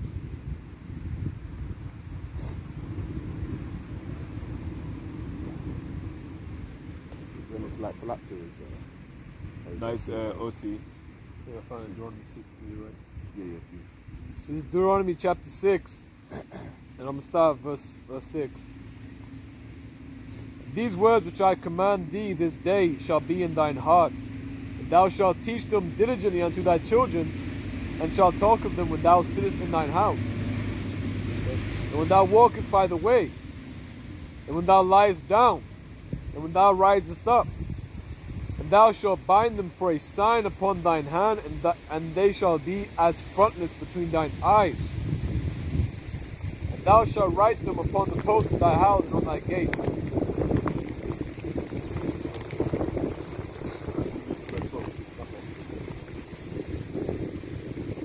Verse 10, And it shall be, when Yahweh thy power shall have brought thee into the land which he sware unto thy fathers, to Abraham, to Isaac, and to Jacob, to give thee great and goodly cities, which thou buildest not, and houses full of all good things, which thou fillest not, and wells dig, which thou diggest not, vineyards and olive trees, which thou plantest not. Why? Because what's it saying in Isaiah 6:1? The other nations are going to do it.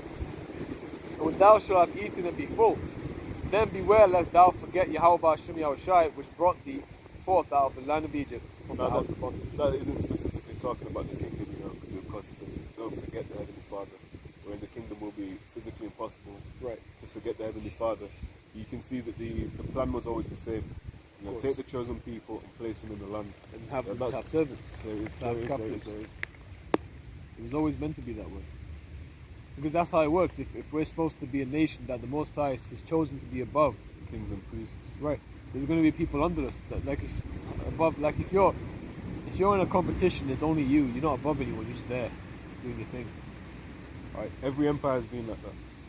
It wasn't necessarily, slavery isn't necessarily evil in and of itself. Right. But was it evil for the nations to take the apple of the Lord's eye and put them in slavery? Absolutely. So all empires have run like that. It's only up until recently, that all these new concepts have come about. Like I think I mentioned last week, the idea of having a civilian, the idea of having a civilian and what a male civilian. Back in the day, there was no male Midianite, that was just exempt from war. You're a man, this is your nation, you fight. Women and children, fair enough.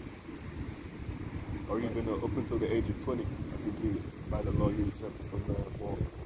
But there was no idea of, right, I'm an able-bodied man of age. There's a war and I'm not going to fight. That's a new concept. The age of marriage, up until very recently. Queen Elizabeth, her husband was 5 years older than her. He was 18 and she was 13 when they first met. That's up until very recently. You ask your grandmother, her parents when they got married, when they had children. It's probably very young. But all these new concepts, they're positioned as if they've been for eternity, but they've not. Like the brother read in Isaiah 46, show yourselves men, and let's return to that, that old way, the ancient path. And when the kingdom is established and manifest upon earth, we are returning to that point. And again, the ways of this world is backwards, defiled. So they'll make these things seem like as if it's foreign as well. Like when you talk about having servants, simply put, having slaves and having people bond to you to serve you, they'll act as if they're not down with it. You're not down with it unless you're in a rulership position and no one can take you out of it. Right. Then it's all right.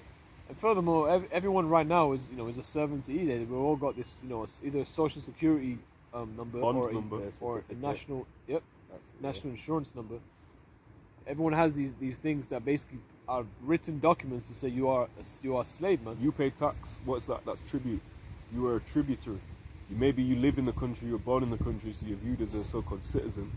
But if you're of another biblical nation, so one biblical nation has another one in servitude, and you're paying tax, you're paying tribute unto that. A tax is just a fancified tribute. So you're coming in, you're forcing them to pay you money. Just because you shipped us here, had our families settled down, have families here, doesn't change the fact that we're in a low position, and we are captive, not just to this flesh, but to you. Any scripturals?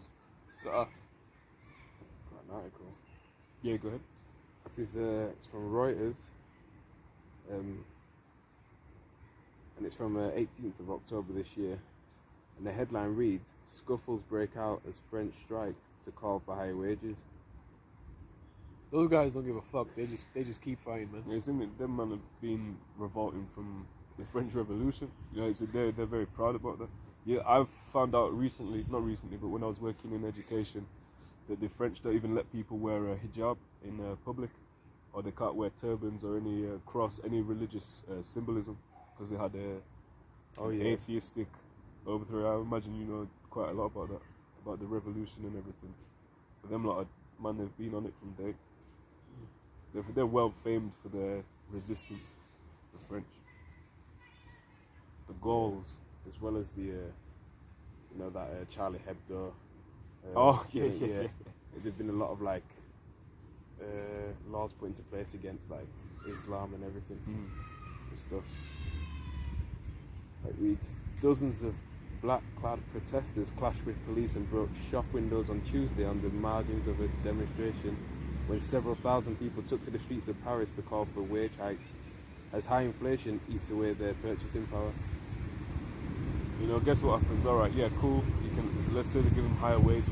Inflation still goes up, so you're just in the same position as before, man. There's no way that the agenda won't crush the middle class. You know, the charagma must be employed upon small and great, rich and poor. There's no rich, sort of poor. You know, there's a very clear-cut line, and they're increasing that gap. You know, the wealth gap is called. 11 people were arrested in Paris, the Interior Ministry said in the early evening, adding that 107,000 people nationwide followed the protest call from left-wing parties and some unions, including 13,000 in the capital. The hardline CGT trade union said 70,000 people took part in the march in Paris. Regional train traffic was cut by about half as several unions called a nationwide strike seeking to capitalise on anger at decades, high inflation to expand weeks of industrial action at oil refineries to other economic sectors. The question of wages is French people's number one priority. The head of the CGT union, Philippe, said ahead of March was more than urgently said. This is the book of 2nd Ezra, chapter 9. And verse 3, therefore when there shall be seen earthquakes and uproars of the people in the world, then shalt thou well understand that the Most High spake of those things from the days that were before thee, even from the beginning. Yeah, those guys have been on it for a while now with like, not just as brother was mentioned, but even like in the sense of like the modern period, like since the whole thing with the lockdowns and shit. They've been constantly just fighting, man. Just taking things into their hands in terms of, you know, violence and shit. That was a heavy number, man. The scripture talks about the power of their cause shall stand in their hands. Oh yeah. Basically what you just said there. You know, you've got a lot of strikes in the UK, and that's going to affect a lot of the small business owners. Yeah, cool, you're a massive business, fuck that, I'll get an independent, you know, different company or whatever. You've got one of the main, you know, businesses that are used by them sort of people, middle class, you know, sellers or whatever. It's really going to impact. And again, all this is a perfect storm. The Heavenly Father is the ultimate chess player, the ultimate architect. You know, because with all the violence going around, people aren't going to want to fucking be in their store because they'll know that. Because a lot of these fucking protesters, striking nerds, they're really going around just breaking shit up. But is that what you're thinking? Last week we read one about a vegan protest. Them man just pouring milk out on the floor. It's like, what the fuck, man?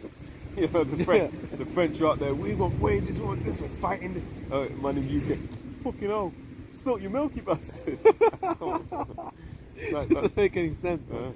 What you saying, what a petty thing to do with it. It's just petty shit, man. I fought my cause today. Well done, Dad. What did you do? Spilt milk. The whole concept of like veganism, the whole movement is very like self-righteous bullshit, you know. Yeah. It is bullshit. And it's in the scriptures, it talks about them commanding people to abstain from meats that are meant to be received with thanksgiving. God. And then it also says in Romans 14, if someone is, saying don't like get on him to eat it or not eat it, you're not supposed to do it. You're supposed to be whatever. So fucking be it. As long as you ain't sinning, as long as you ain't eating no fucking dirty shit, it's all good.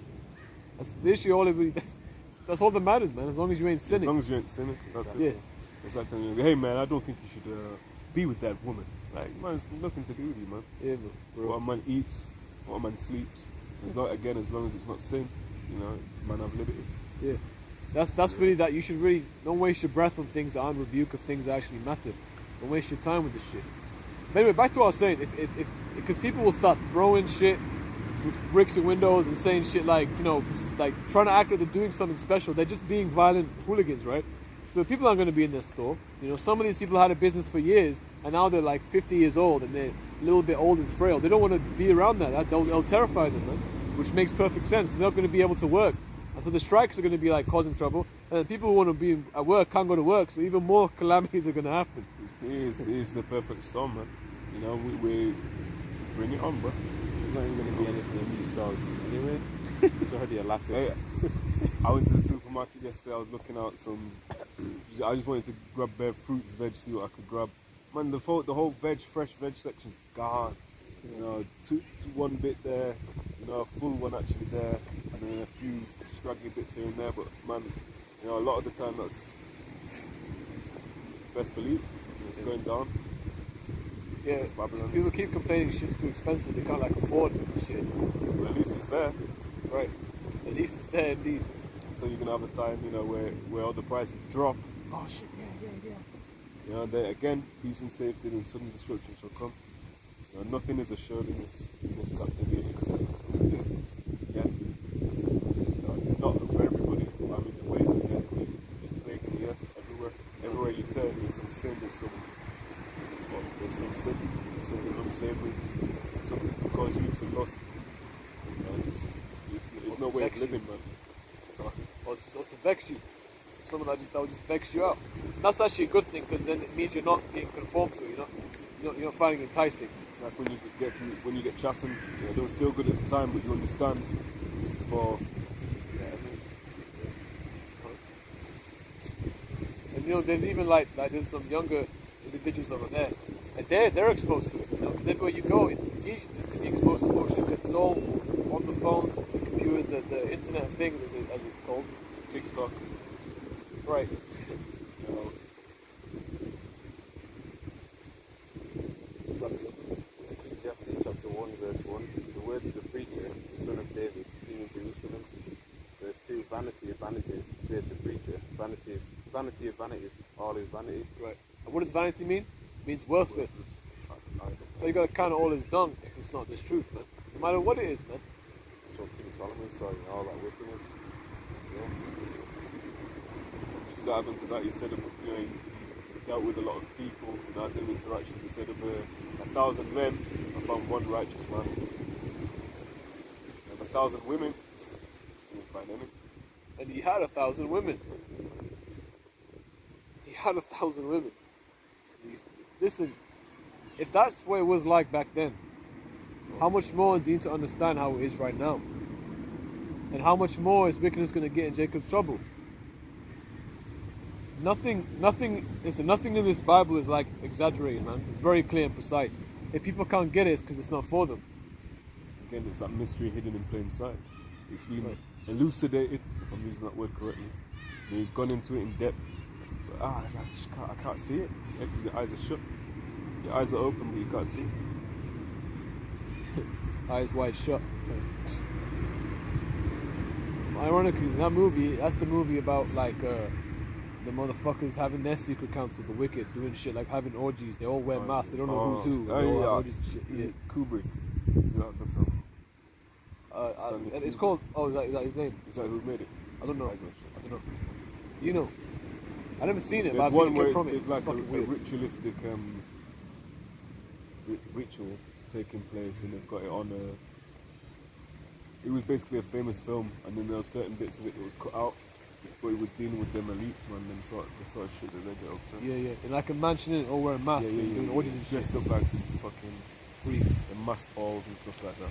Right. And you know, man, Kanye must have been seeing some shit like that. Maybe not exactly that, but he's at a high level, and he's not the top rapper, but he's been within that niche for a long time, man, years upon years. I remember when I was in about 10 years old, getting his album for Christmas, and that was him at the height. He's still fucking famous as anything now, so he's been at that. I'm 24 now, so that's like 14 years he's been you know, at a high level. He must have seen some shit. Maybe not to that level, maybe beyond that level, but he's seen some shit. Man, I'm gonna say, man. I think there's no way he didn't see that level, man. You know, if you, in order for you to get that level of fame, he will want you to do these things. That's what he's like. And now he's able to. Apostle Yamla did a beautiful video on this, man. You know, they've always been down with this extra weird, stupid, like, crazy ass, weird, demonic garment. Like, you have Beyonce wearing all these weird, like, bizarre garments to show you idolatry and Queen of Heaven worship stuff. Yeah, yeah. They've always been down with it, but now because what they've done is they've slowly got you into it. Yeah, gradually you sort of understood it. The frog in the water, in the pan. You turn him up, put him on boiling. Fuck this shit, I'm jumping out. You leave him on bang. Now he's on a simmer. Now he's on a bit by next that he's cooked inside out. He can't move. That's how it is, man. Cooked inside out. Inside out. It's a title. It's a title in itself, because eventually people have just saw this guy or whatever, you know, and sort of conform to it, you know, because you see it when you're young. Like I mentioned this before, I'll say it again. When I was young, I remember there used to be that there was like Rihanna, right? Fucking Rihanna. That fucking song, what is it? Disturbia, right? That video was weird. That scared me, man. Really? I saw that shit. I never looked at it. I was like, fuck that. Yeah, man. Like that video was weird. But when you're young, you're obviously not gonna understand it. But now, in this truth, I finally understood it. It's like, wait a second. It's all Satanism, trying to make it seem like it's art. Edgy, because you're young. cool. Yeah, edgy and cool. That's the term. Edgy. It's all edgy and it's just art, right? And when you're young, you don't even really consider it too much. You just think whatever the famous people do, the famous people things. Cool. Yeah, the famous people things, famous and the celebrities. And then now you're older, you start to see it's like they've just slowly made you accept really weird, defiled fucking things. Now it's called art. Yeah, and it goes back again to the train up a child in the way it should go. So if you've learned that, if you've known nothing else, man, you're there. You have no, there. yeah, if you have no guidance. Way. There's no guidance to see it's bad. I remember that there's a female I know of that, you know, eventually she started thinking that, was it Abrahamovich, Maria, is that her name? Maria Abrahamovich. Yeah. She started thinking her shit was art. I'm gonna fucking bug out. And What crazy bitch. Have you heard of her? You know that bitches? She's on some like allegedly fake blood, you know, writing on walls, help me, and this is all some artistic shit. But she's in top circles, man. You know, she was with Lady Gaga, she was with all these, you know, bugged out people that are at the height of helly weird. Real fucked up shit. I've heard that, you know, that she took Lady Gaga like when she was young as like an apprentice to do weird shit. If you know what I mean, like just weird type of stuff. That's what I mean. This, like, I'm gonna have to say how it is. Kanye must have been down with that shit. I believe he was. He saw all that stuff. He's seen what it is, and now he's absolutely fucking petrified. He's traumatized. If you see things that are so fucked up, you can never be the same person again. You can never just be like Joe Schmo again. You're always gonna like look at people like as morons. You know what I mean? You know, a good example of that was like Emery Tate, right? Andrew Tate's dad. He was quite smart. He was a very intelligent man. He used to have very good vocabulary. People who spoke about him said he was a very like he had very good photographic memory. He could remember things very well. He learned Russian in like a week. You know, that's the level of intelligence he had. And one of the things that he got diagnosed with basically is people said that he had narcissistic personality disorder. But you can kind of understand why a Jake in the world that smart would just fucking have a problem with people, because everyone else must have been a complete moron to him, because they didn't have these type of attributes he had. You know, you do have to be relatively smart to even just be a chess grandmaster. You know, and obviously he was in the CIA. Who knows what he went down with there? He was in the CIA. You know, they do a lot of shit in there that he probably doesn't want to talk about, that he regrets, or he heard of shit that made him want to get out. There's so many things that goes down in there that could make you also bug out, and you can never be the same person again. Some incredible stuff. Right. You know, like, again, we always bring it up in the movies where shit's hitting the fan, and there's like the soldier, the guy who has the spirit of a soldier.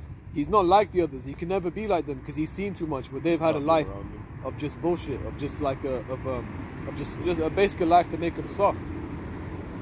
You know. Psalm 64 and verse 1. Hear my voice, O Most High, in my prayer. Preserve my life from fear of the enemy. Hide me from the secret counsel of the wicked, from the insurrection of the workers of iniquity, who whet their tongues like a sword and bend their bows to shoot their arrows, even better words, that they may shoot in secret at the perfect. Suddenly do they shoot at him and fear not. Come. Suddenly is hope. They move in a form of suddenty. What's sudden? In a sudden.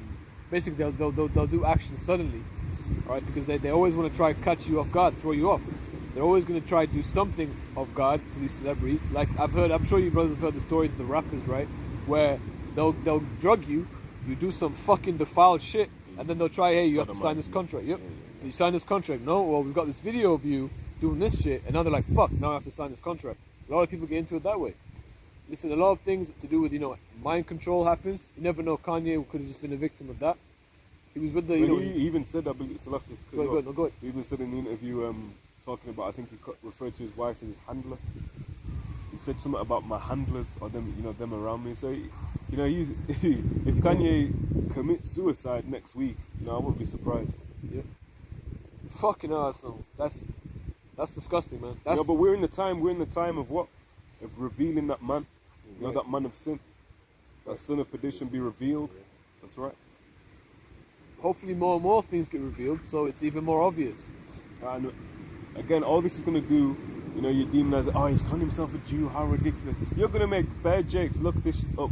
What's he on about, man? What the fuck? Hold on. Right. And they're going to fall up into the truth, man. Yeah, man. Because the Heavenly Father ordained that for them to be their path into this. Right. You don't realize you can do nothing against the truth but for the truth. For we can do nothing against the truth but for the truth. Vocab, you're a low level, man. Oh, fuck them that are trying to come against Kanye, demonize him, put him in the news. You're going to see how big, this Israelism thing is going to get, as you would put it. Vocab is such Israelism. Vocab. I want you to keep doing your thing as well, though, because all you're doing is making us look really fucking good, man. Making us look real masculine, making us look like the ones who actually are, scholarly. Because all you can do nothing against the truth, but only for the truth. The people that you've got in your fucking congregation, you take them, keep them. Fuck them, man. If they want to join, if they don't want to believe this, it's fine. We don't care. Any Israelites that are halfway in, join Vocab, man. Yeah, man. He will happily accept you. In fact, he will give you a platform to tell how bad your experience is. Yeah, Shabbat said it. I'll pay you $1,000 to come to the show. Yeah, bro. Fucking weirdo, man. The guy is a clown, man. This brother speaking is a complete clown. Complete clown. He was really as like a little fucking clown by Satan, like a what you call it, jester? What's it called? Is it jester? Yeah. He was there. You're like used really for the sake of just fucking for like entertainment. Man.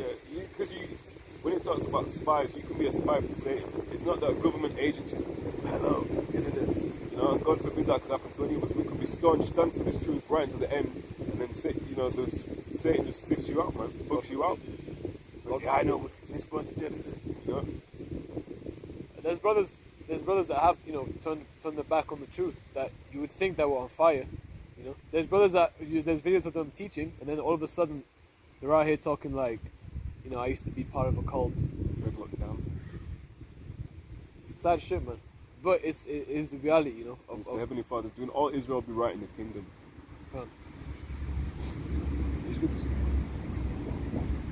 Or is there anything else in that article? Finish it.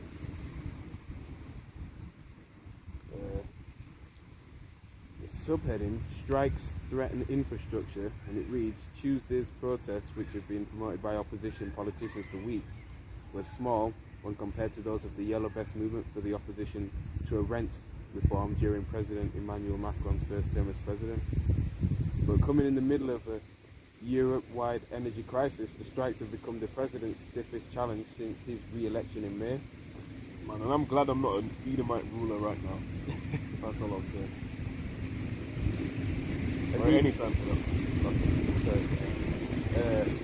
As industrial action at oil major keeps weighing on petrol supplies for a fourth week with no clear end in sight, the government faces the risk wider walkouts could take down other parts of the infrastructure.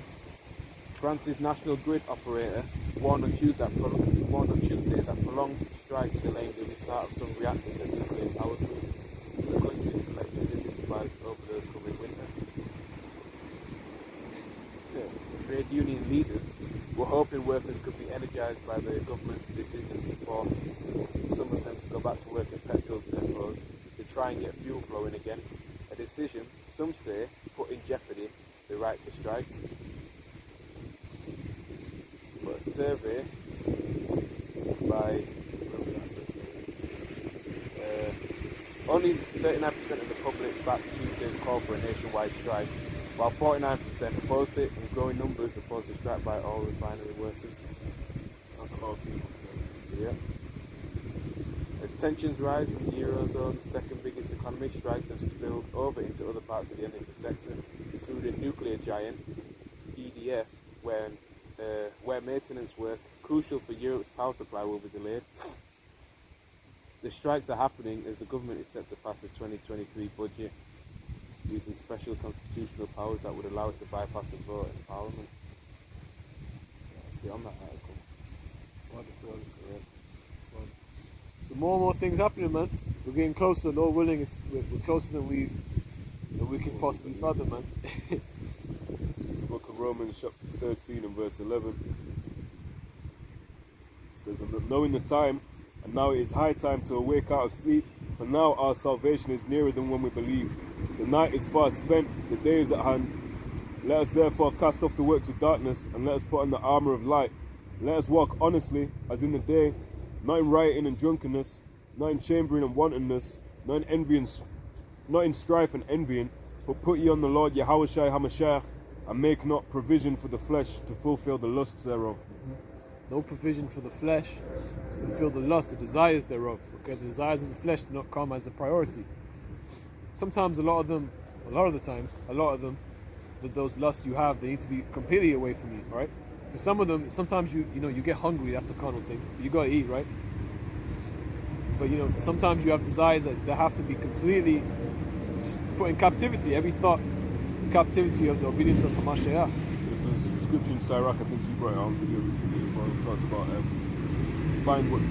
test what's bad for your soul and give not yourself what's evil to it. Poorly paraphrased, but so good. Sentiments there. So some things that even aren't too bad, you should avoid at all costs, man. You know what There's certain brothers that might not even be able to have a drink. Right, true. Because it causes them to go into a state of bug out drink. Because maybe in the world you was like an alcoholic or something. Now you can't really have it anymore. You never know. Or sometimes I look at my chess set sometimes and I just want to play really badly. So what I do is I put it away. I'm like, when I look at it, it looks too beautiful. I just want to like play chess with it. Sometimes you gotta do that, man. Things like that. Sometimes you just have to completely stay away from certain people. Sometimes you're a woman or whatever. Say you gotta go somewhere, you want to do this, so you don't want to be in here for any reason. You just need to do such and such instead. Hopefully that doesn't cause fucking tantrums, because a lot of brothers have Eves up in the house. But sometimes you gotta do it. Sometimes that's the bad part alone, Sometimes there's desires come in to even sometimes there's desires to even just separate from the woman, but then you think no, because I'm with this woman and you have children. So you got to keep everything in order somewhere or another. Balance as well. Yep. That's what I was going to say. A just balance of that. A righteous balance indeed. That's what just goes into, being righteous. So there's a righteous way to balance things out. Okay? If people, again, goes into temperance, people like boxers and stuff, mixed martial arts, they have to make sure that they don't have not unrighteous, but basically a false balance, where they're partying too much, they're having sex with women too much, not training enough. Okay, because then they're not going to be efficient on the time when the trial happens. They're not going to be efficient for that time. Okay, when they have to go into that cage, then it's like, fuck, this guy, fucking Sergey in Russia, has done nothing but fucking train in the mountains. Yeah, wrestling bears that he's trained from you. You're gonna be like, fuck, this guy's a monster and I was out here partying and shit. You gotta think of it that way, man. And look at other brothers as like a good example. Like, look at our brother, the brothers like this, I kinda wanna do that. I think that's quite cool, The same way you do that in the world, man. There's certain people that even in the world I'm like, that brother actually has a good point. I wanna start doing that. He's got I kind of admire this attribute about him. How much more the brothers in this word, especially the elder apostles that have been laboring for years, that have gone through this hell in this world for years, who know of the truth and have kept the faith and done the works for years before we were born, man. You're far more experienced as well. Right. Where does the experience go into? It goes into appear. So X goes into out, so you're appearing out. Okay, you're constantly appearing into it. That's basically what it means if you're putting hours in something. That's experience, because you're constantly doing the thing. giving them XP points, as you'd say. Literally to try out as well. Yeah. Yeah. Experience. Constantly Well, trying. Go ahead. I was just going to ask scriptures. Oh yeah. This is Isaiah chapter 2, verse 11. The lofty looks of man shall be humbled, and the haughtiness of men shall be bowed down, and the Lord Yahweh, Bahashem Yahushai alone, shall be exalted in that day. You know, so people can scoff and mock, alright? But the truth will always come out in the end, and the Lord will be exalted. Right. That's right. And they will scoff and they will mock, right? Yeah. Because we are poor, man. We're lowly, you know. We're the easy targets, kind of. Poor man speaketh, you know. When the poor man speaketh, let's get it. What manner of fellow is this? Man, Whose whose man's man's is this? There you go. Ecclesiasticus chapter, I believe it's 13, verse 23. It says, when a rich man speaketh, every man holdeth his tongue, and look what he saith. Andrew Tate Right. saying the same stuff on a lower level that the apostles have been saying for years upon years upon years. He even said exactly how, like when Apostle Gabar was talking about how when you watch these movies, and what's funny about it is when he said it, there was a video about Andrew Tate. This is when I first learned who Andrew Tate was. Literally, I didn't even realize until now. Andrew Tate was on the screen, and he was making mention about when you watch these movies, the man is a bumbling idiot. And Andrew Tate said the exact same thing to the point. I was thinking, did he what? I just realized in the same video. He probably watched this video, man. Because he literally, I never even heard anyone use those terms before. So it kind of made me think, wait, whoa, you've been watching Apostle Gabar's videos. Because he literally said, if you look at any TV show now, it's just a guy who's a bumbling idiot and a woman who's like super smart and like, you know, and that is the fact, man. But as it reads, when a rich man speaketh, every man holdeth his tongue, and look what he saith, they extol it to the clouds. But if the poor man speak, they say, what fellow is this? And if he stumble, they will help to overthrow him. That's the point, where easy target to also overthrow. And you'll see that among Israel. You know, oh look, this they didn't do this right. Man, a lot of bunch of children, man. Jake will antagonize us, you know, at times. But the whole story, you know, back in the days, you know, you used to teach us some. When the guy was getting angry, he pulled out a knife, man. Yeah. And that's why we don't hit that spot no more, man. Yeah, You fuck that Jakes place. are fucked out. Man, all you are is you don't want to be saved, don't save it, man. That's you lot have heard the word, man. And yeah, brother Sam come back for that shit, man. I'm gonna stop. You're not, man. Say it like Yahushua said, unless the Heavenly Father sanctioned it, paraphrase. So you ain't gonna do anything. Right, you know? It's all the Lord's will. If the Lord doesn't want you to get stabbed, you're going to be stabbed. No matter how much you think you're going to stab him, you're not going to pull the knife out to do it. Okay? I know the guys tried to chase someone's bike. Yep. Tried to jump him. He didn't intend to do it, but he turned around, hit him with a hook, and went yard, man. But them lot, you lot fucked up, and you'll get judged for that, man.